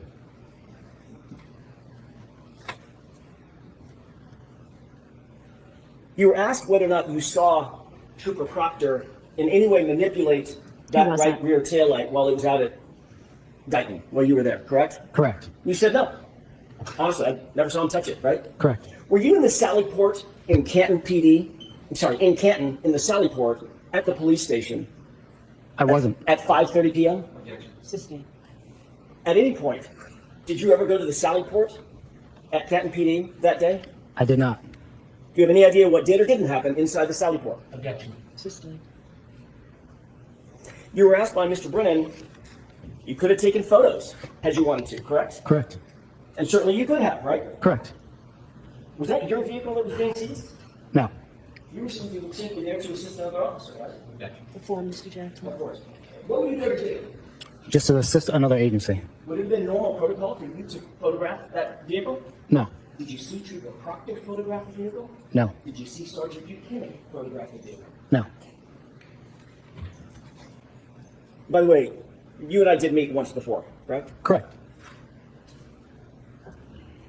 Was that before or after you testified last year at another hearing? After. And you were called by whom last year at the other hearing? The defense or the Commonwealth? The Commonwealth. You testified for them? Correct.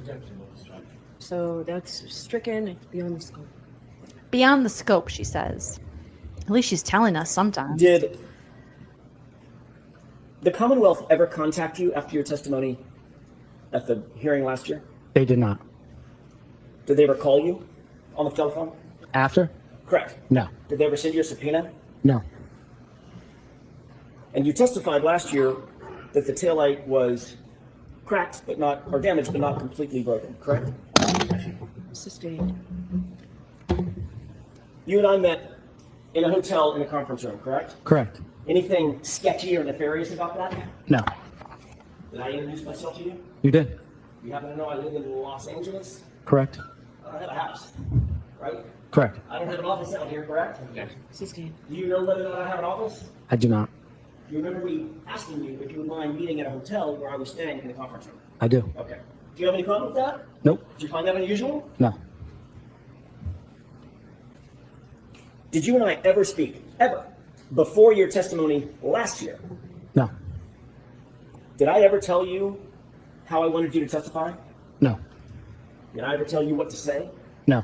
Did I show you any testimony? No. Did I play you any video? No. Did I show you a single photograph? No. During that Nice. conversation, Look did at you this tell me how to subpoena photograph. you?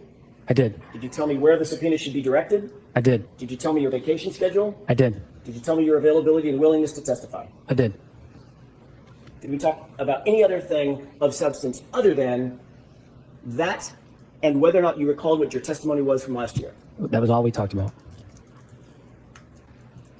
As you sit here, Sergeant Baros, do you have any difficulty recalling what the condition of that taillight was on January 29th, 2022, at about 3 or 3:15 in the afternoon when you saw it? Any No. difficulty whatsoever? No. You remember the condition of that taillight? I do.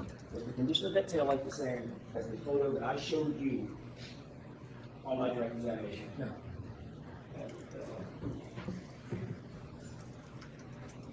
You would agree that your memory has changed since last time you testified in this courthouse.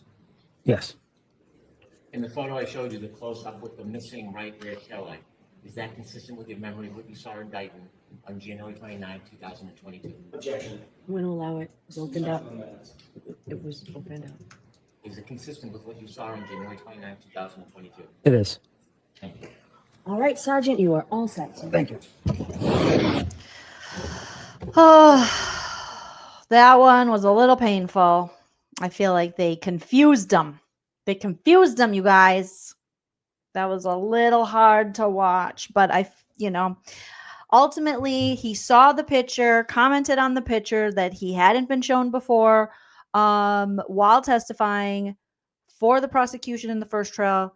So he's testifying for the defense this time, is shown the picture and is asked if that looks like it. And he said, absolutely not. And the fact that Hank is really unlikable and the way he questioned that, maybe the only takeaway from the jury will be that he says it did not look the same. Okay, before we get into Lucky, we're going to close out the night with Lucky. We have some new people in the chat. God forbid. Welcome, welcome, welcome. Show all of our new friends love in the chat here. Okay. I wanted to show you guys graphics. Thank you for reminding me, and I'm sure others did as well. I appreciate that. This court TV. And now usually the only person that I watch on the court TVs, hopefully I sent it to myself, is Vinny. You know, Vinny, his little segments I think have been really good when he has done the town halls for Karen Read. Those have been really interesting. So normally I'm only watching this guy. Because I had like Brad. John's boyfriend, Karen Read, killed him. See, even Vinny gets confused. John's boyfriend, Karen Read, killed him. All right, I must have sent it a few days ago. That's what I do is I just send myself Court TV. Is this the one? I think so. With the doctor. Is this? Let me see. Okay, yes. So this is only 7 minutes long, and hopefully Court TVs, they're pretty cool with the fair use on this. Okay. Thank you for your patience. Smash that like if you haven't already, you guys. Let's see if we can hit 300 likes. I want to know what you guys think of this little segment on Court TV. Because I was listening to it and I was like, what the frick? What, the French toast? That's what I was saying. Okay.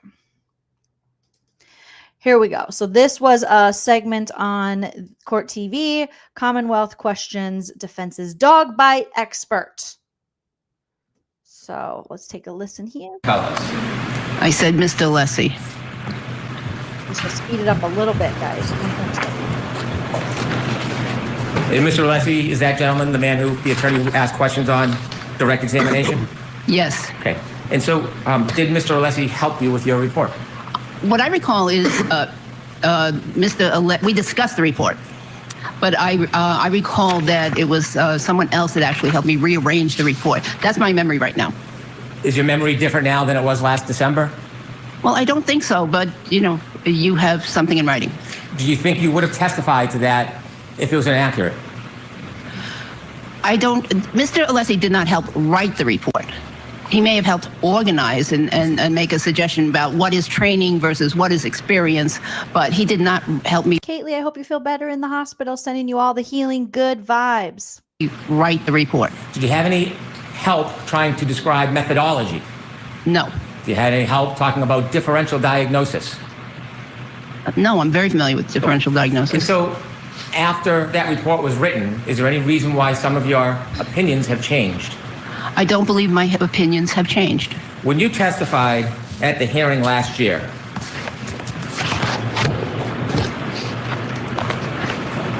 June 21st, 2024, did you express that you couldn't say with 100% certainty what type of animal, in your opinion, caused those wounds? 100% certainty? That is absolutely correct. And I'd like to see that, but yes, that's my recollection. If it's your recollection, I'm happy to show you what you testified to. You want to see it again? Yes. Okay. And by the way, between last night and today, did you get any advice from anybody suggesting you should ask for a transcript when I ask you a question? Did that advice come your way? That's my general advice from previous times. Well, did you have any advice last night about that? Yes. Who told you last night that you should always ask for a transcript when I'm asking you questions? Well, I think it was just Mr. Lessie. So did you and Mr. Lessie, you know there's a sequestration order, don't you? Yes. A sequestration order that you're not supposed to discuss the case at all with anybody? Well, we didn't discuss specifics. Do you know that the sequestration order mandates that you not discuss anything about the case from when you start your testimony until you end your testimony? You know that, right? I understand that there is a sequestration order. Do you understand the sequestration order mandates that you're not supposed to speak to people, including the attorneys, about this case overnight? Did you understand that? There were no specifics discussed. Well, did you understand that you weren't supposed to, is what I'm asking. Did you know that's a violation of the sequestration No, I order didn't. to speak to the attorneys overnight? I did not know that that particular conversation would be a violation. So did you meet with Attorney Alessi last night? No. How was it that you had a conversation with him? Actually, it might have been in the vehicle. You drove together? Yes. So did you commute to and from court together with Attorney Alessi? Well, there's a driver. Okay, who else is in the car when you left court yesterday? The driver. Oh, no, I wasn't with him yesterday, no. The driver. Not in the car yesterday, no. Well, you just said that you spoke to Attorney Alessi yesterday. And I'm trying to figure out, when was it that you were having conversations with Mr. Alessi? He's trying to fast talk her. He's trying to fast talk. Marie Russell here. How about tomorrow? But the next day, the day before. Did you drive with him? What kind of driver? What was the driver wearing? Driver shoes? Does he have bad breath? You think he brushed his teeth? Think he's paid well? Relative to the sequestration order that you're under. This morning, riding to court. Okay, so you and Attorney Alessi drove to court? With the limo driver, yes. Who was in the limo with you and Attorney Alessi on the way to court today? That was just us. Just you two? Yeah. What else did you both talk about other than that you should ask for a transcript every time I ask you a question? That's what we talked about specific to this case. Was it a long conversation? No, not at all. The entire ride here, there must be more you spoke about other than just the sequestration order. We did. We spoke about Boston, how I love Boston area. We spoke about New York. She's just so cute. I can't help it. I love her. She's so cute. I don't care. I'm not being objective. I love her. I want to hug her. I bet she just smells so, I'm being creepy now, but she just probably has like a vanilla smell. I just love her. Maybe it's because my grandma's passed, but I just love you. Because she's like, yeah, we did. We talked about Boston, how I just love Boston. I just love it. We talked about the city. It's great. We talked about crocheting. We talked about how Joanne Fabrics is closing. And I was like, I can't believe Joanne's going out of business. How are they not doing business? Do people not need fabrics anymore? What's going on? Is everything in China? We spoke about other things. And in fact, I have to say that even on the ride home, back to the hotel yesterday, with others in the car, nobody spoke about the case. But I'm talking about this morning when you did speak about the case. What else? Not about the Red Sox or the weather. What else did you talk to Attorney Alessi about? The Red Sox. Shut up, Hinky. This morning, other than you should ask for a transcript every time I ask you a question. We talked about what I did last night. About this case? No. I'm sorry, but I'm asking about this case. That was it. I want to know what all the discussions were between you and this attorney today or last. She told you. She said it. It was about the transcripts. And then they talked about Boston. She wanted to have another conversation about things that had nothing to do with the trial. She already told you. This is what he does. He keeps asking the same question over and over. And that's what we'll see what he tried to do to Lucky. And Lucky didn't budge. He kept trying to be like, the blogger intimidated you. The blogger did this. The blogger did that. You were threatened. And Lucky's like, no. But he keeps saying it, and they allow him to keep saying it. It's crazy. But I love this lady. She's smart. She's sweet. I love her. Or last night about this case. Just that I should ask for a transcript. Well, there must have been some concept. There must have been some context. He didn't just turn to you talking about the weather and say, hey, you should ask for a transcript. You must have been talking about something. He also generally, not today, but generally says, be honest. Always be honest. Fantastic. But this morning about your testimony. Hank is such an asshole. He goes, fantastic. That's great. How nice. Let's move on. Fantastic. What did he tell you? Did he tell you this morning you should be honest? Not this morning. Okay. Does anybody need to remind you to be honest when you testify? No. Okay. I don't know. That's what they told the other cop lady. There have been multiple people that said they were advised to tell the truth, the whole truth, and nothing but the truth, so help them God. Is that what you say? I promise to tell the truth, the whole truth? What else did he tell? How did it come up? Hey, by the way, ask for transcripts. I don't even know how it came up. I didn't put much significance to it. Well, it was just moments ago it happened because you just got to court. You can't remember the context of the sage advice of Attorney Alessi? No. You have any memory issues? Oh, no. I would have objection. Assholery. This very smart, competent woman doesn't deserve this. Just because he doesn't got shit to question her about doesn't mean he has to do this much ado about nothing bullshit and try to pick something where it's not. Okay? You're not going to find anything here. All right? You've already dug around. It's barren. It's barren like my womb. You're not going to find Stop, sir. May I approach? Yes. May I approach? What are you gonna? Why? What do you need from Bev? Transcript. Oh my. Oh Okay, my. so this is the part. So this lady, I do not know who this lady is. This is my first experience with this lady. But just listen to this lady. That was such a pants on fire moment that I'm sorry, what, bitch? I'm sorry, what? I'm sorry, what? I'm sorry, what? Hank Brennan just got with this witness. Did you hear her gasp? Yeah, because she's like, why is he questioning my memory? Why is he talking about an older woman having memory issues? Like, that's so rude and unnecessary when I told you exactly what happened. I didn't say that there was anything that I didn't remember that was important. I told you exactly what we talked about. Who is this woman? Who is this lady? I was visibly like pissed when I watched this, like I am now. I was like, what the frick? Who is this? Oh my, that was such a pants on fire moment that Hank Brennan just got with this witness. Did you hear her gasp? Do you have memory issues? I mean, because she's fucking insulted. How dare he? That has nothing to do. He's being petty. He's being a little bitch. He's trying to insult her personally. so this is bad. This is a Yeah, for Hanky. violation of the sequestration order. So there's a lot of things the judge can You just made that up. I think she just made that up. do when that happens. One of them could even be exclusion of her testimony. Oh my God. Talk about being hyperbolic. Exclusion of her testimony. Oh my God. She's a liar, pants on fire. The defense team knows better than to have any conversation with their witness about anything pertaining to the testimony. That was wrong. It's against the rules. And Brennan just brought it out. And this tap dance she's doing with him does not look. Tap dance? Why's it gotta be tap dance? Is it a tap dance or she was just like, no. They act like she's so nefarious over there.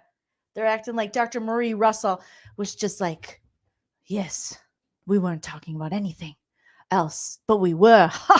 When really she was like, he just told me that, reminded me I could ask for the transcript just in case you're lying, hanky panky, and saying something exists in the transcript. And I'm like, I don't remember it that way, that I can actually read it. Just like Jen McCabe, who has to read the whole freaking report every time she's on the stand. She's like, I'm going to need to read. I need to see that. Every one of those McAlberts has to read a damn novel. But, sweet Dr. Russell can't go, well, can I see if I said that? Because hanky panky's used to representing the mob. There's not a lot of truth among those guys. So he's going to spin stuff and say maybe something exists that doesn't. And he probably just told her, like, straight up, like, as procedure, you can look at the transcript. Their witnesses do it all the time. I was like, what is this chick doing? What's going on with this chick? Who is this chick? You guys tell me who this woman is. What happens? One of them could even be exclusion of her testimony. The defense team knows better than to have any conversation with their witness about anything pertaining to the testimony. That was wrong. It's against the rules. And Brennan just brought it out. And this tap dance she's doing with him does not look good. He's got her in a bad position here.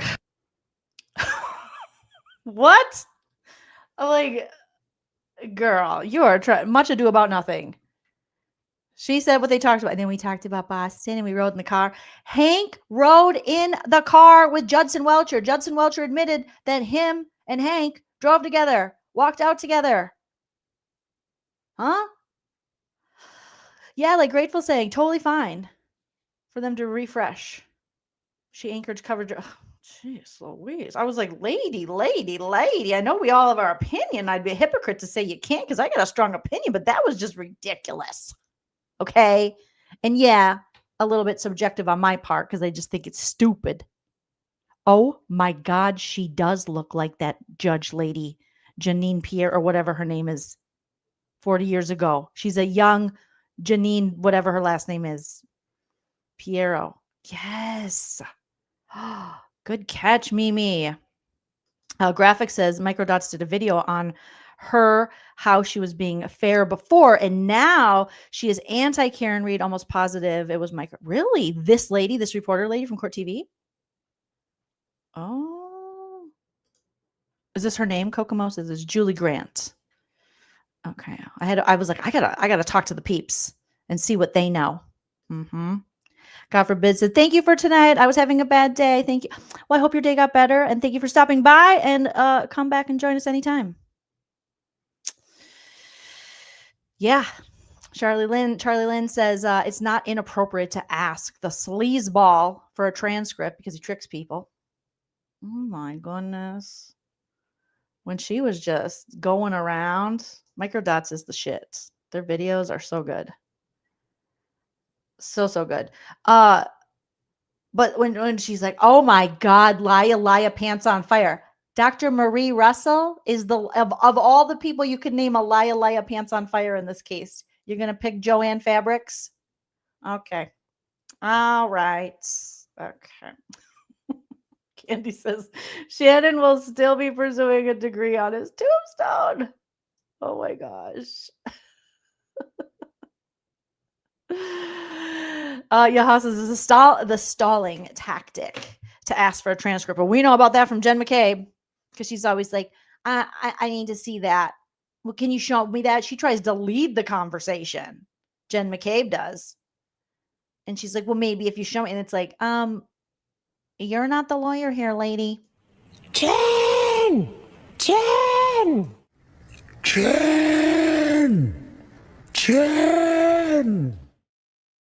This lawyer, once I saw her commentary and how she made something so small such a big deal, I was just like, oh no, I think I might hate her now. The court TV lady. And obviously hate in like that. I don't really hate her, but kind of. Sure, you think that I hate you, but I want you to know that I hate you. I hate you too. I guess we shouldn't hug. Yeah, probably not. It just reminded me of that Strangers with Candy clip. I'm sure you know I hate you. I was like, lady, I don't like what you're doing, lady. You're doing too much. All right. And a lot of people watch that show, and that's a lot of misinformation you're just putting out there. A lot of assumptions you're making. Does she deem herself as like news or just commentary? Because if it's commentary, whatever, that's just her opinion.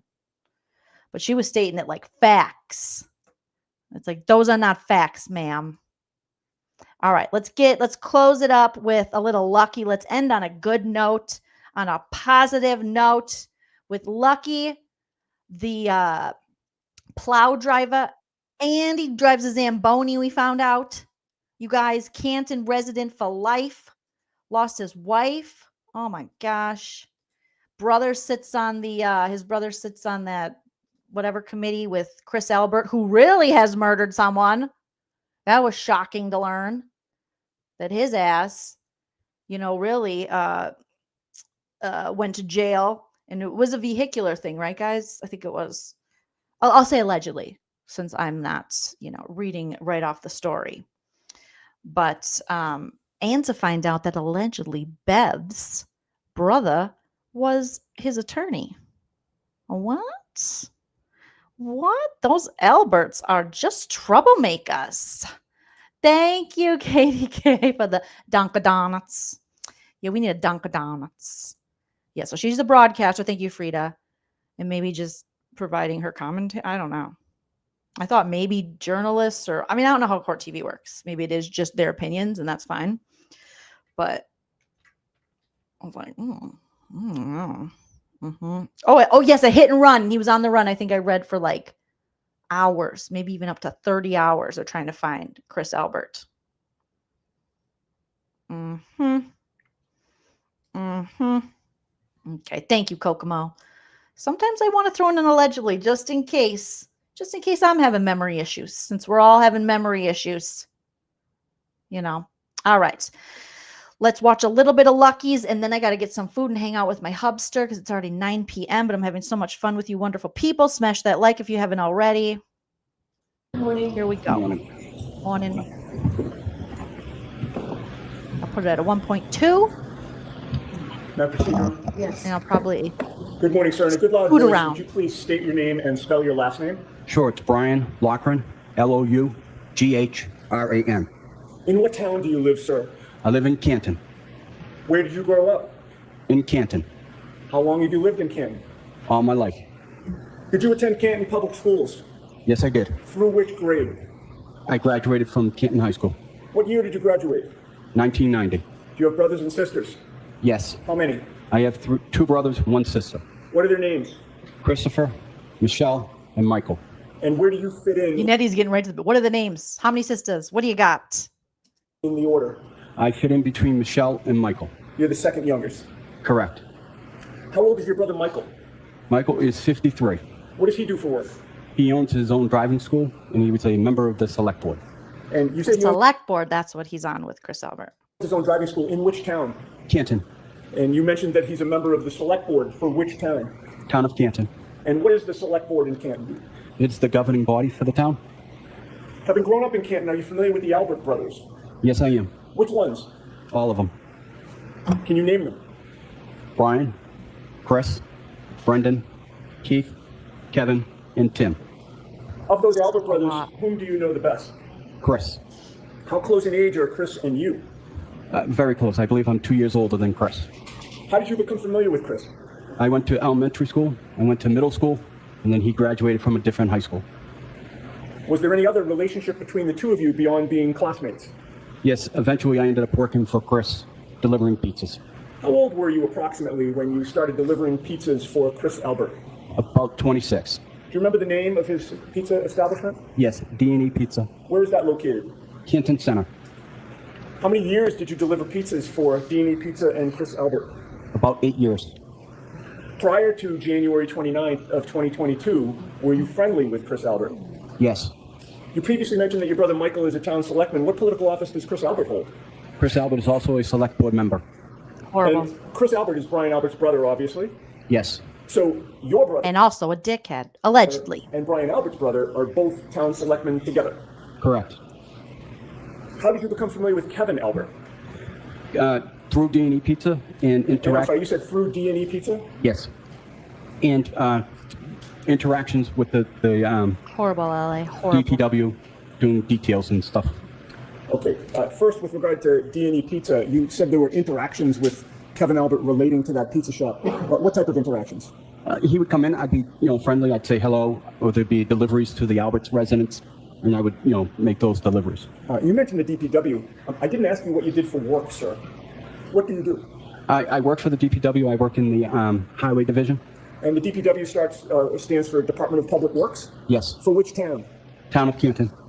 And what are your duties, or strike that, around January and late January of 2022, what were Thank your duties you. for the DPW? I would plow. Hell yeah. And how long have you worked, or I just this want day, to how say, long have growing you up in Minnesota, I really appreciate a plow. Oh my God, all of our wonderful plow drivers keeping us safe. Okay, doing the hard work out there. Stay back, stay alive when you see the plows out. So shout out to Lucky. Thank you for clearing up our streets so we can still have a life when you live in a state where it is cold and it snows constantly. You worked for the DPW? 20 years. Now, as a DPW employee, how much contact do you have with the police department? We have varying jobs that require police details. So you're doing work, and there has to be a police officer there to oversee and direct traffic and things of that nature? Correct. How often have you worked in that capacity with Kevin Albert from the Canton Police Department? About a dozen times. And what was the nature of your relationship with Kevin Albert before January 29th of 2022? Through D&E Pizza, I would, the Alberts usually had family functions on a weekend, and I would make deliveries. Can these last few jurors hear the witness? I just want to make sure everybody can hear. Okay. Rock stars, pomegranate. Now, what was the? How did you become familiar with Brian Albert? Again, through D&E Pizzas and deliveries. Deliveries where? To his residence. Do you know what his residence is, or what the address is? I do. What is it? 34 Fairview Drive. What was your understanding of what Brian Albert did for a living? My understanding, he was a police officer Scare for the people. city of Boston. Look creepy. Now, you say that you made deliveries to 34 Fairview Road. How often, and was there a particular day of the week that you delivered more than others? It's usually once a week, and it was usually on Sundays. And that was to 34 Fairview Road? Correct. As of January of 2022, how many decades had the Albert family lived at that address, if you know? As far as I couldn't give you a year, but I know as long as I've been in Canton, they've lived at that residence. All right, now directing your attention to January 28th and 29th of 2022, were you on duty as a snowplow driver that night and early morning? Yes. When did you learn that you would be on duty? Early January 28th, we were notified that we had a 2:30 start time. And that would be 2:30 a.m.? A.m. On January 29th? Yes. How did you learn that you would be on duty? Our supervisors for the DPW would notify us. Who was your supervisor? William Walsh. And what instructions were you given in terms of when you were to report? We were to report at 2:30 in the morning and prepare our trucks for plowing. What time did you actually get to the DPW that morning? I got there about 2:15. And when you say you got there, where did you go? 160 Bolivar Street. And is that Bolivar? Yes. What is 160 Bolivar Street? It is the DPW garage. And when you go there, is there a requirement that you punch in? Yes. Did you punch in those early morning hours? Yes. Who was there when you got there? Other DPW employees and William Walsh. William Walsh being your supervisor? Yes. That creep. Were you assigned a specific route those early morning hours? Yes. What route was that? Route 11. What streets does Route 11 encompass? Route 11 encompasses Cedar Crest from Dedham Street to the end. It encompasses everything from Kings Road to Chapman Street. Streets in between as well? Yes. And what street is in between Cedar Crest and Chapman? There would be Spring Lane and Fairview. What truck or snowplow were you assigned in those early morning hours? I was assigned truck 30. And does that have a particular nickname? Yes, it's considered a Franken truck. You said Franken truck. Yes. Like Frankenstein. Yes. Franken truck. Why was it nicknamed Franken truck? It was a very uncomfortable truck, and it had a lot of They win, Angela? of parts to make it more convenient for the drivers. I'd like to show you some photos, sir. Okay. Mr. Loughran, I've placed 4 photographs in front of you. If you could just familiarize yourself with them and look up at me when you're done. Do you recognize what is depicted in those photos? Yes, I do. And did you take those photos? I did. At my request? Yes. What do those photos depict? They depict the inside of truck 30 or Franken truck. And is there one that actually depicts the outside from the front as well? Yes. Do those photos fairly and accurately depict Franken truck as it looked on or about January 29th of 2022? Yes. I would offer those, Your Honor.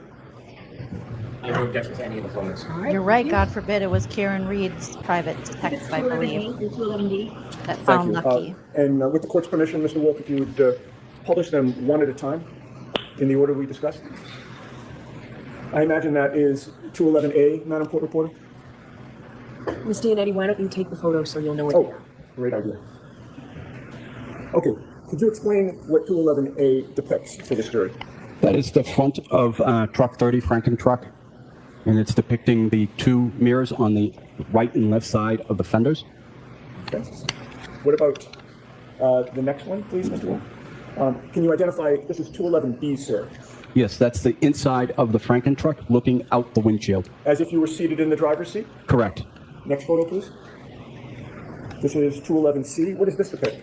This is depicting on the range that I would see seated in the front seat, looking out the windshield, and depicting how much I'll be able to see. Okay, and this would be more toward the left side in front of you as you're seated in the driver's seat? He did, Sonny. All right, next photo, please.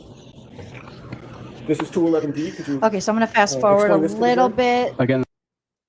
Yes. Does that red dot refresh your memory or orient you, I should say, as to what road that red dot is on? Yes. And what road is that? That would be Fairview. All right, now, when you hit Cedar Crest Road, are you in that area of Cedar Crest, or are you in a different area of Cedar Crest when you first come upon Cedar Crest Road? When I first come on, I'm coming in at the beginning of Cedar Crest, which is at Dedham Street in Cedar Crest. Okay. And how long a road is Cedar Crest before you get to the area of Exhibit 49? I would say that. How much of the time that you're plowing are you scanning the road? All the time. All the time.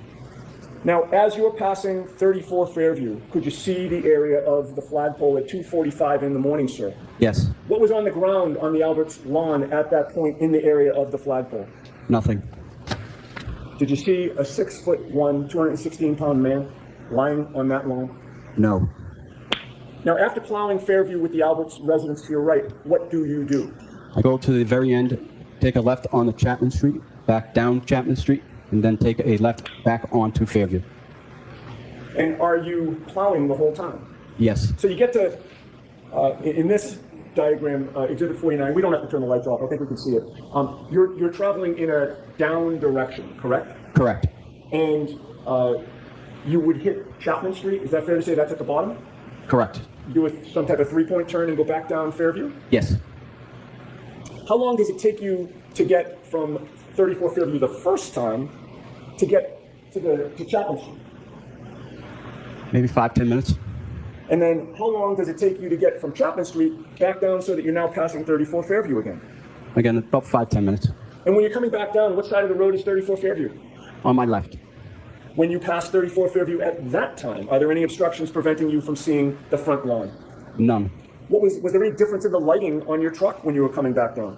No. Where is your attention focus when you're passing 34 Fairview on your left? Again, out the front, right and left.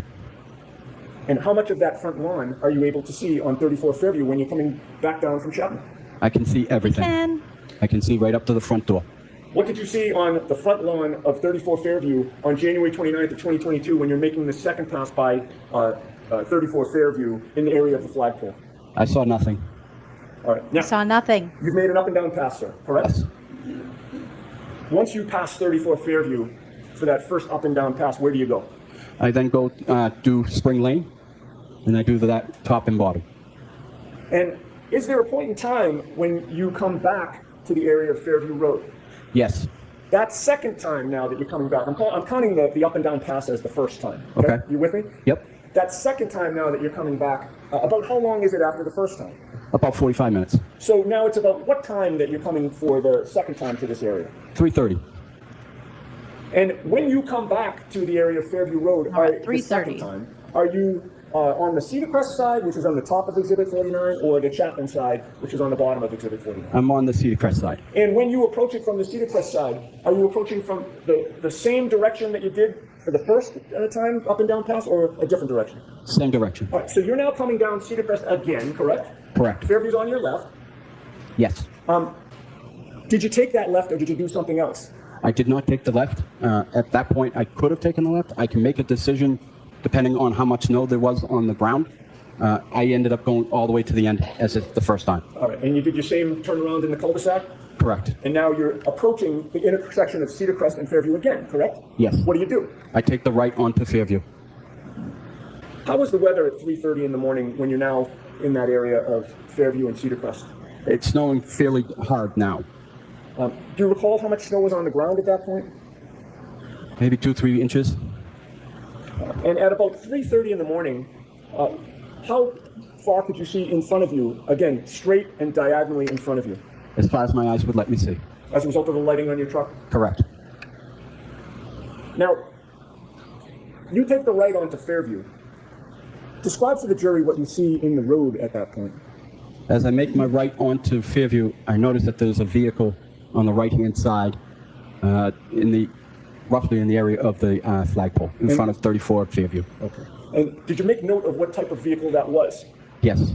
What type of vehicle was that? A Ford Edge. What direction was that vehicle parked when you saw it? It was parked nose going up Fairview. Toward Chapman? Yes. So you're coming up from behind it? Correct. Do you see the rear of that vehicle? Yes. And was it parked adjacent to the Albert property, or was it across the street from the Albert property? Adjacent to the Albert family. And how close to the area of the flagpole was that Ford Edge parked at 3:30 in the morning? I can't give you an exact measurement, but looking at the front door, it was about 3 feet to the left of the front door in the area of the flagpole, so in between the front door and the flagpole. Now, what caused you to remember that there was a Ford Edge parked at 3:30 outside the Albert's residence that night? For as long as I can remember, they have never parked a vehicle in front of their house. They've always had enough ample parking in the driveway.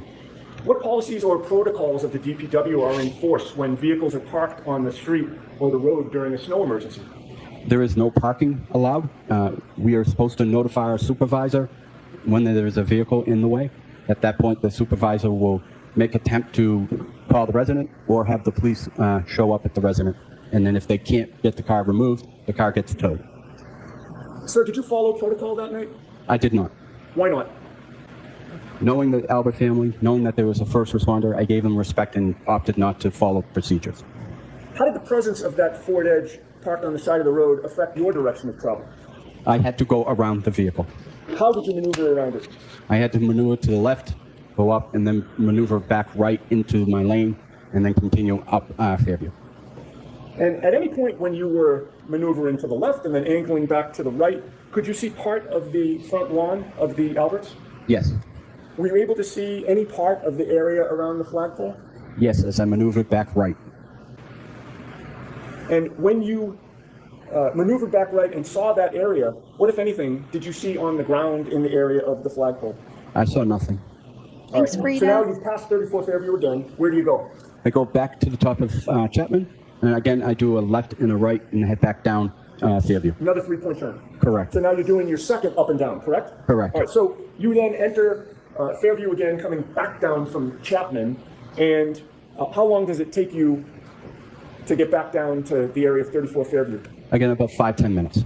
Now, you are now approaching 34. So it kind of speaks to, again, the kind of influence and respect that the Alberts had in that community, is in that Lucky, you know, would give them a break because Brian Albert, being a first responder, being, you know, a Boston or former detective or whatever the hell his title is within the police, that he, you know, what standard would hold for everyone else wouldn't hold for the Alberts per se.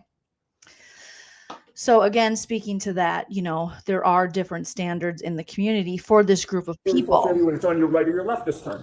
Again, it's on my left. What, if anything, did you see in the road at that point? Again, I saw the Ford Edge in the road. Now it's on your left side? Yes.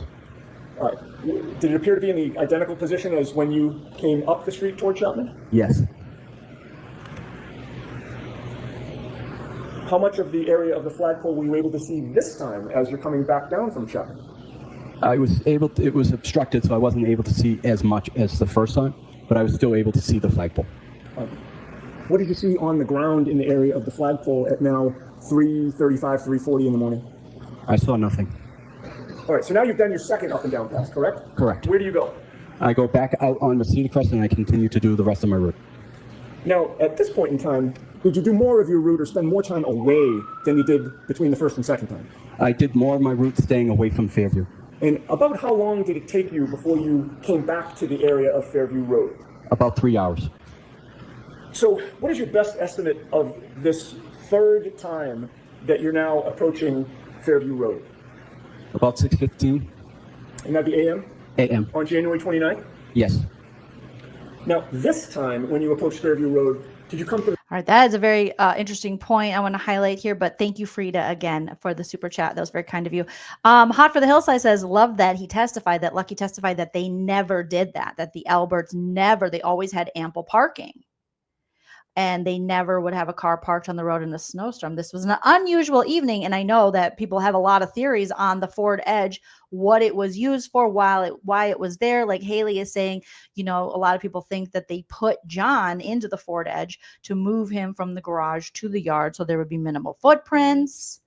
Like Jules says, it would have broke my heart if they framed Lucky. That was also a rumor, or, you know, I don't know, speculation going around that was that could have happened in this situation. And maybe that's why, because you would think that the lead investigator, former trooper Procta, the leaky balloon knot, if you really were trying to get to the bottom of this and you really thought John O'Keefe was hit by a car and left out in the yard like that, wouldn't contacting a man who from his vantage point on a snowplow would be able to see if there was a body in the yard?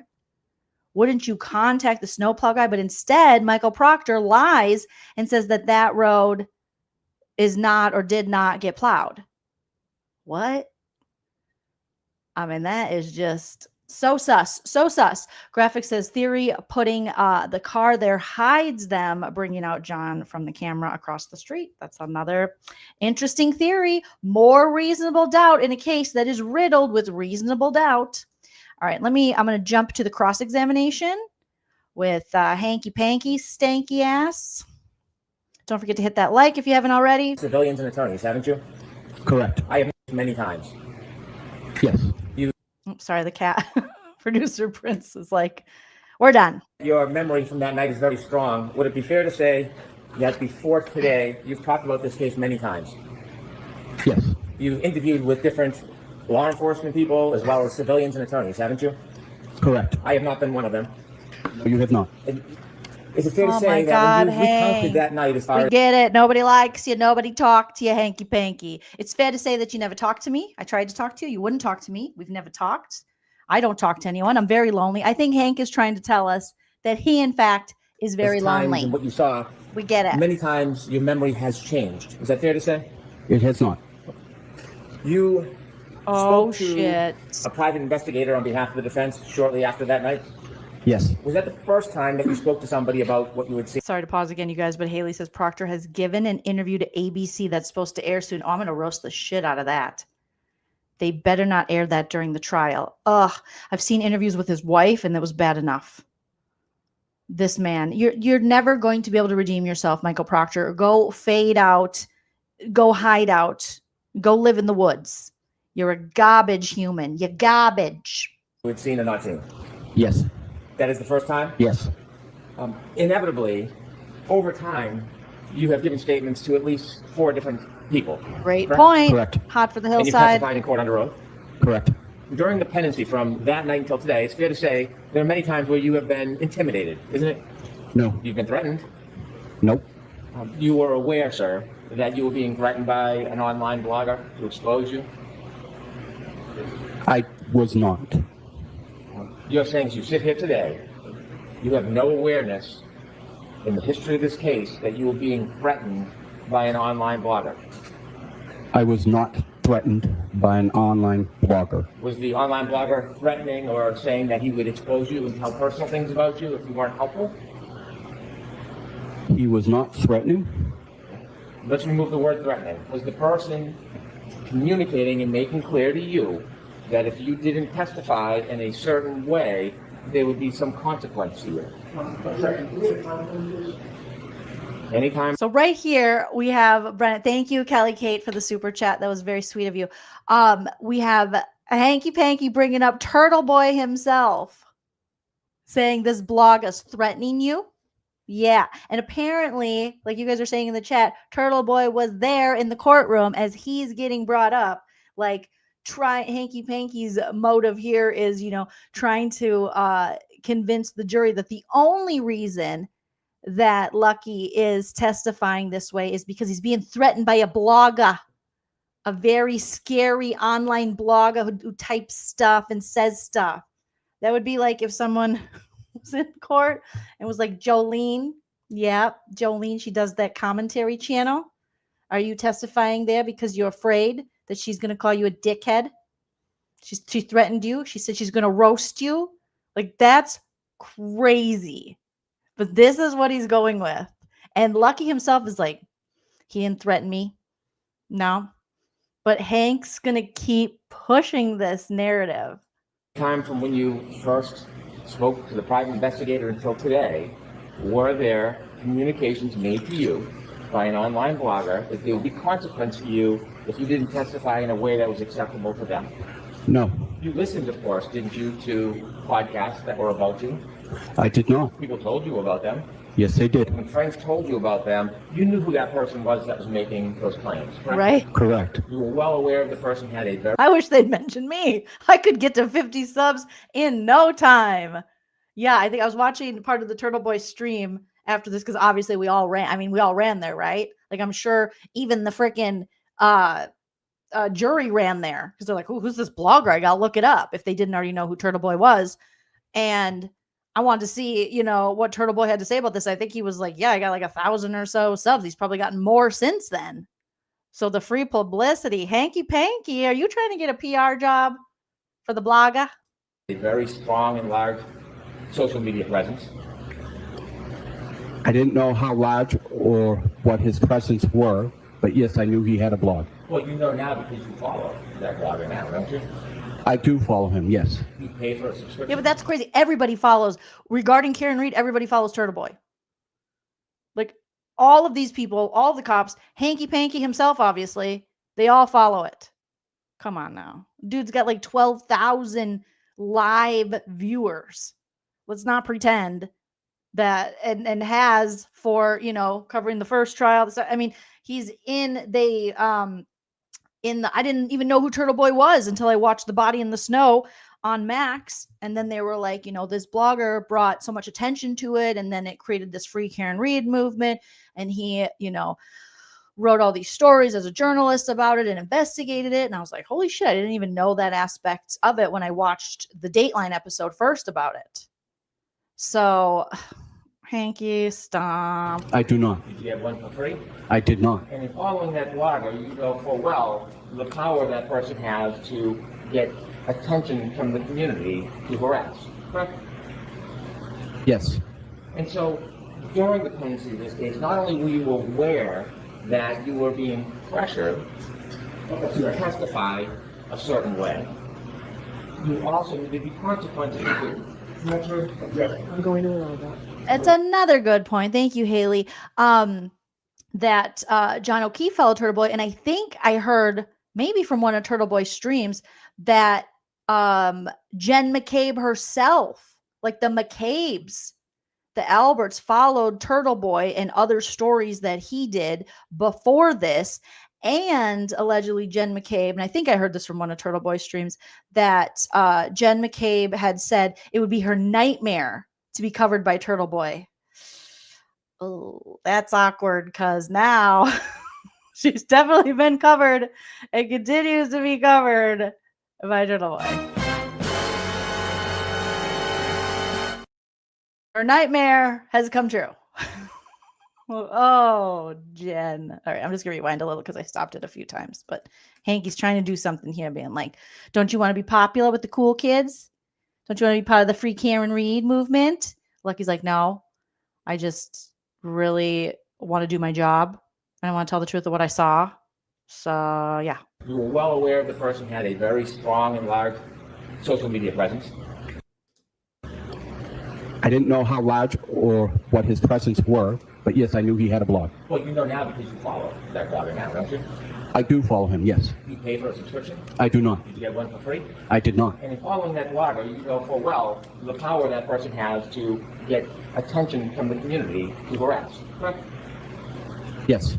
And so, during the pendency of this case, not only were you aware that you were being pressured to testify a certain way, you also knew there'd be consequences to it. I'm going to allow that. The first of that question was not accurate. So you can answer it. You knew there was pressure for you to testify a certain way in this case. I did not know I was being required to testify a certain way. I was also at the time dealing with the loss of my wife. I was not paying any attention to any social media. Sorry for your loss, but you are aware during the pendency of this case that there was been pressure on you to testify in a certain way. Isn't that fair to say? No, So, you received a call from that blogger, didn't you? I did. And during that call, did you know the person was recording you? I did not. You later learned that the person recorded you. I did not. Do you know that your conversations were spread throughout the community online? I was. So some of those communications or inquiries were claims that you would be exposed for personal. Thank you, Sonny. I screwed that up. So it was Julie Albert that said it. Sent a text to John O'Keefe. That would be her biggest nightmare to be on Turtle Boy. And John sent it to the Turtle Boy. Is that how it went down? Because I remember hearing it. I might have screwed it up. I thought it was Jen McCabe. But yeah, that's ringing a bell now. I got those memory issues. Hank gave me memory issues. And also, like, so sorry for your loss, Lucky. I can't believe having to go through that, the loss of your wife, and then be called to testify here with God knows what, these, you know, crazy Albert McCabe people and the pressure and all that. Just horrible. Personal matters if you didn't testify a certain way, wouldn't it? No. Inevitably, you've met this person, haven't you? I've seen him. I haven't met him. Have you ever spent time with him? No, I have not. You're a follower of that blog. I am. When you follow the blog, do you read anything or do you watch it? No, I don't do much anything towards the blogger. as you follow it, you can see there are oftentimes articles about you. No. Haven't you ever been encouraged to do the right thing? No. Haven't you ever been celebrated after you've testified in a way favorable for one side or the other? Yes. And so when you were being celebrated, that certainly took off any pressure that could be consequence, didn't it? Ask it differently. When you were celebrated for testifying a certain way, did you find that to be encouraging? I did find it to be encouraging, but I did not want it. I don't think I deserved it. All I was doing was my job and telling the truth. Did you enjoy the attention that you got? I did not. Did you pose and photograph with people who support one side? What an asshole. Did you enjoy the attention you got? He just said he was mourning his wife. He didn't want this attention. He never asked for it. Like the fact that he's trying to make it like Lucky is some kind of, thirsty wannabe Kardashian over here trying to get famous. He's just a regular dude doing his regular job, living his life. So, hey, Buffy. Just wanted to show you guys Buffy. She just went to the groomer, so she's extra clean and sweet. And I think you just went for a walk, didn't you? Yes, because you're a good girl. You're a good girl. Okay, I'll put you down now. Here you go, baby. There you go. Oh, she's just such a bestie. Okay. Doggy love break. Doggy love break. All right, back to it, Lucky. Stand your ground. And it's great to see him with the witnesses, you can tell are not trying to hide something or, how he is being honest. Like, yeah, he does have a big following. Yeah, you know what I mean? Like he's just, you can tell, that kind of honesty, you can just tell compared to a lot of the other witnesses that we've seen, unfortunately. I did. And when you were in those photographs, are you saying you didn't enjoy the attention that you were receiving? I did not. Again, I was trying to be polite and trying to avoid any confrontation that may come from something if I said no. Did anybody from the district attorney's office ever suggest they would confront you or punish you if you didn't testify a certain way? No. Exactly, Ashley. How many friends contacted you about what was being said before you testified, the pressure? How many people told you about that? I couldn't tell you. All my friends were telling me. So you were hearing a lot of noise or information from your friend group and community about what was being said about you? Yes. And this was before you testified at the first trial, Tim? Oh. This was before. So you work hard, don't you? I love that. Yes. Techna generic. Is that what it says? Apologies. FYI, in honor of Lucky's wife, he requested in lieu of flowers, anyone donate to the Massachusetts SPCA. If you're moved by his testimony, that's a great way to show support. I will definitely do that. That is beautiful. How can you not love Lucky? He's so great. He makes me want to cry. He's so great. I do. You work many different jobs. I do. You try to be a good citizen. I do. You are not looking for attention. I am not. It was brought to you. It was brought to me. You wish you never had that attention, don't you? Yes.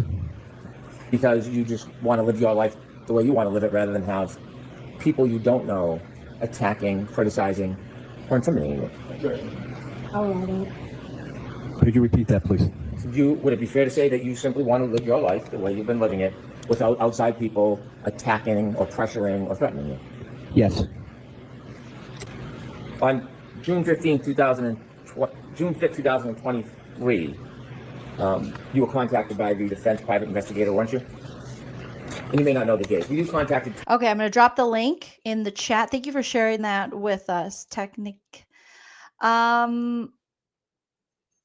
To the SPCA. I'm going to drop the link in the live chat, and I'll also put in the description of the video if you want to throw a donation their way in honor of Lucky's wonderful wife and in honor of Lucky and his testimony. So I'm going to throw that in the description if you're watching on the replay. But I just dropped the link right here if you guys want to donate. I think that's beautiful. Twice by the private investigator? I would need to know what time frame we're looking at. Fair enough. By the way, the blogger that I speak of, do you know if he is friendly or supports one side over the other? I know he is friendly towards one side, yes. Okay. The side sitting in the back of the room? I would say the defense team. You've interacted with a private investigator hired by the defense? Yes. Have you also interacted with any of the attorneys? Yes. Which attorneys have you interacted with? Mr. Yannetti. Have you contacted or have you spoken to any other attorneys other than Mr. Yannetti? Just Mr. Yannetti. How many times have you spoken to Mr. Yannetti? Again, what are we talking? First trial, this trial? The entire time, from that night until today. Can you remember how many times have you About spoken? 5 times. How many times have you gone in to be interviewed by him? 4 times? During those interviews, were they spaced out over the course of this case? Yes. What was the purpose of those Yeah, interviews? I think Brennan is a little obsessed with Turtle Boy. It's a little freaky. It's a little freaky. To go over my testimony. When you went over testimony, were you ever shown prior testimony? Yes. Were you shown prior reports? No. Were you shown a prior investigator's report? Yes. Were you shown a prior report by a law enforcement agency that is not the state police in Canada? Not by Mr. Yannetti. I saw that first document for the first time during the first trial. When you were discussing your testimony, was there a discussion about the fact that the times that you gave the private investigator were different than the report from that law enforcement agency? Could you repeat that question, please? When you were preparing the trial in those meetings, was it brought up, did you discuss that there was a difference in your memory, or at least in the reports, between what you told the defense private investigator and what you told that other law enforcement agency? No. Were you aware that there's a difference between the different statements attributing your memory at the time? The first trial, yes. When you were with the defense preparing for trial, did you go over your testimony? Yes. Did you go over questions and answers? Yes. Were you ever subjected to a make-pretend cross-examination about issues that were important in this case? No. Were you ever pointed to any particular issues that were important to talk about in this case? No. When you did the questions and answers, were they written down or just a conversation? So, can you repeat that one, please? I'm sorry. When you went through the questions and answers in preparing, practicing for your testimony, were they written down? So ask it to. When you were preparing for your testimony, were the questions and answers written down, or was it just speaking? Just speaking. Those 4 times that you met, is that a guess, or was it 4 times? It was about 4 times, yes. Could it have been more? No. And during those 4 times, was there anything different other than going through questions and answers about testimony and preparation? Was there any other subjects you talked about? There were none. Did you ever receive any compensation for it? I received none. Do you know whether people were sending you compensation that you didn't receive? No. You don't know? I never received anything. Were you given anything asshole, to Care bring home Bear. with you so that you could remember past testimony or some of the questions and answers that were going to be asked? No. How long were your meetings in preparation for your testimony? About 45 minutes to an hour. Were they all about the same time, or were they different? When you came into court last year, it's fair to say this is after you became aware of essentially being targeted, correct? Night graphics. You can answer that if you can. Can you answer that, Mr. Hoffman? I can. I don't ever felt like I was being targeted. This was after you received all the information from your friends and people in the community that you were being attacked. I'll allow that. Again, I don't feel like I was being... But he has said, how many times does this man have to say, I don't feel like I was being targeted. I don't feel like I was being threatened. I don't feel like I was being harassed. I don't feel like I was being persuaded. I feel like I'm up here and I was doing my job. And now I'm just telling the truth about what I saw and what I experienced. His life would probably be so much easier regarding the cops in his town and the people he grew up with and the fact that his brother's on the select board with Chris Albert for him to lie for the Alberts and the McCabe's and to lie for the Canton police, but he's not. You can just, this dude radiates honesty. He's just one of those honest dudes. They exist, and Lucky's one of them. He likes animals. Okay, he loved his wife. He likes his job. He doesn't want to lose it. And he drives a Zamboni. All right? He's just a cool, chill dude who doesn't want to live a life of corruption and lies. He doesn't want to be famous. He doesn't want extra attention. These people exist. I know it's hard to believe because it seems like everybody has a YouTube channel and everybody wants to perform, but there are people out there who just want to live their life and they want to actually be good people. And then they say, donate to the SPCA in honor of my wife. It's a good dude. Being targeted. Are you concerned after this case what happens with the blogger that you follow? No. What does he think Turtle Boy is going to do to him? What is he going to do? Go beat him up? Like, honestly, what's he going to do?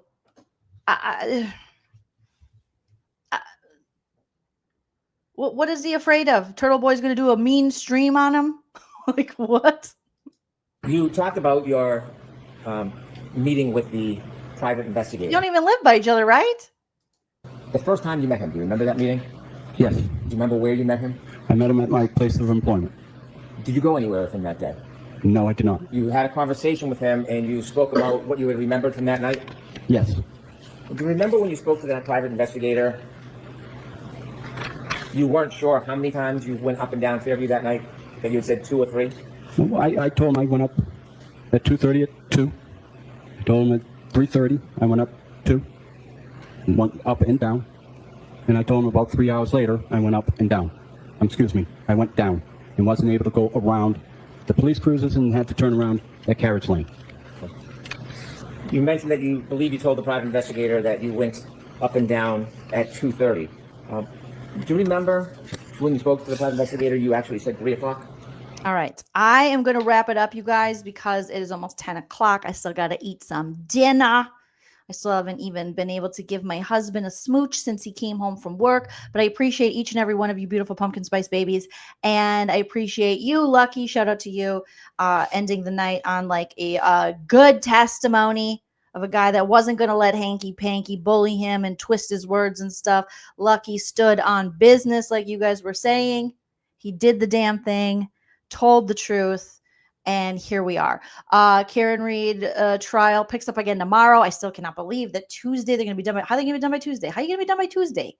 Yeah, I need some Dunkin' Donuts because they just don't believe this. But I'll come back tomorrow, you guys. I promise. Okay, tomorrow's Friday. Feels like Saturday today, but tomorrow is Friday. And I'll be back, and we can go over more of what happens tomorrow. If you haven't already, check out the videos I posted this week. I did some fun edits. Hopefully you guys enjoy that. You get a good laugh out of it. A half laugh for Auntie Bev. Objection. Okay. A full laugh would be nice.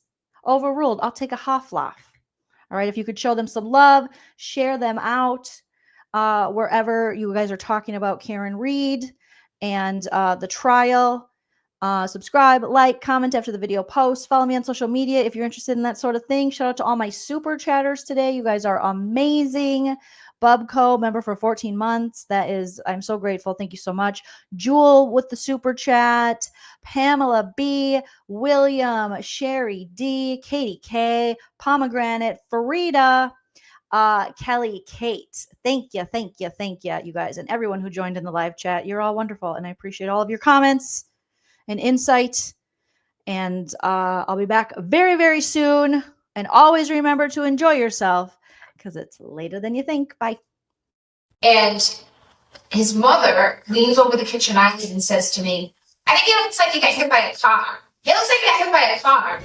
Perhaps you may be able to help solve a mystery.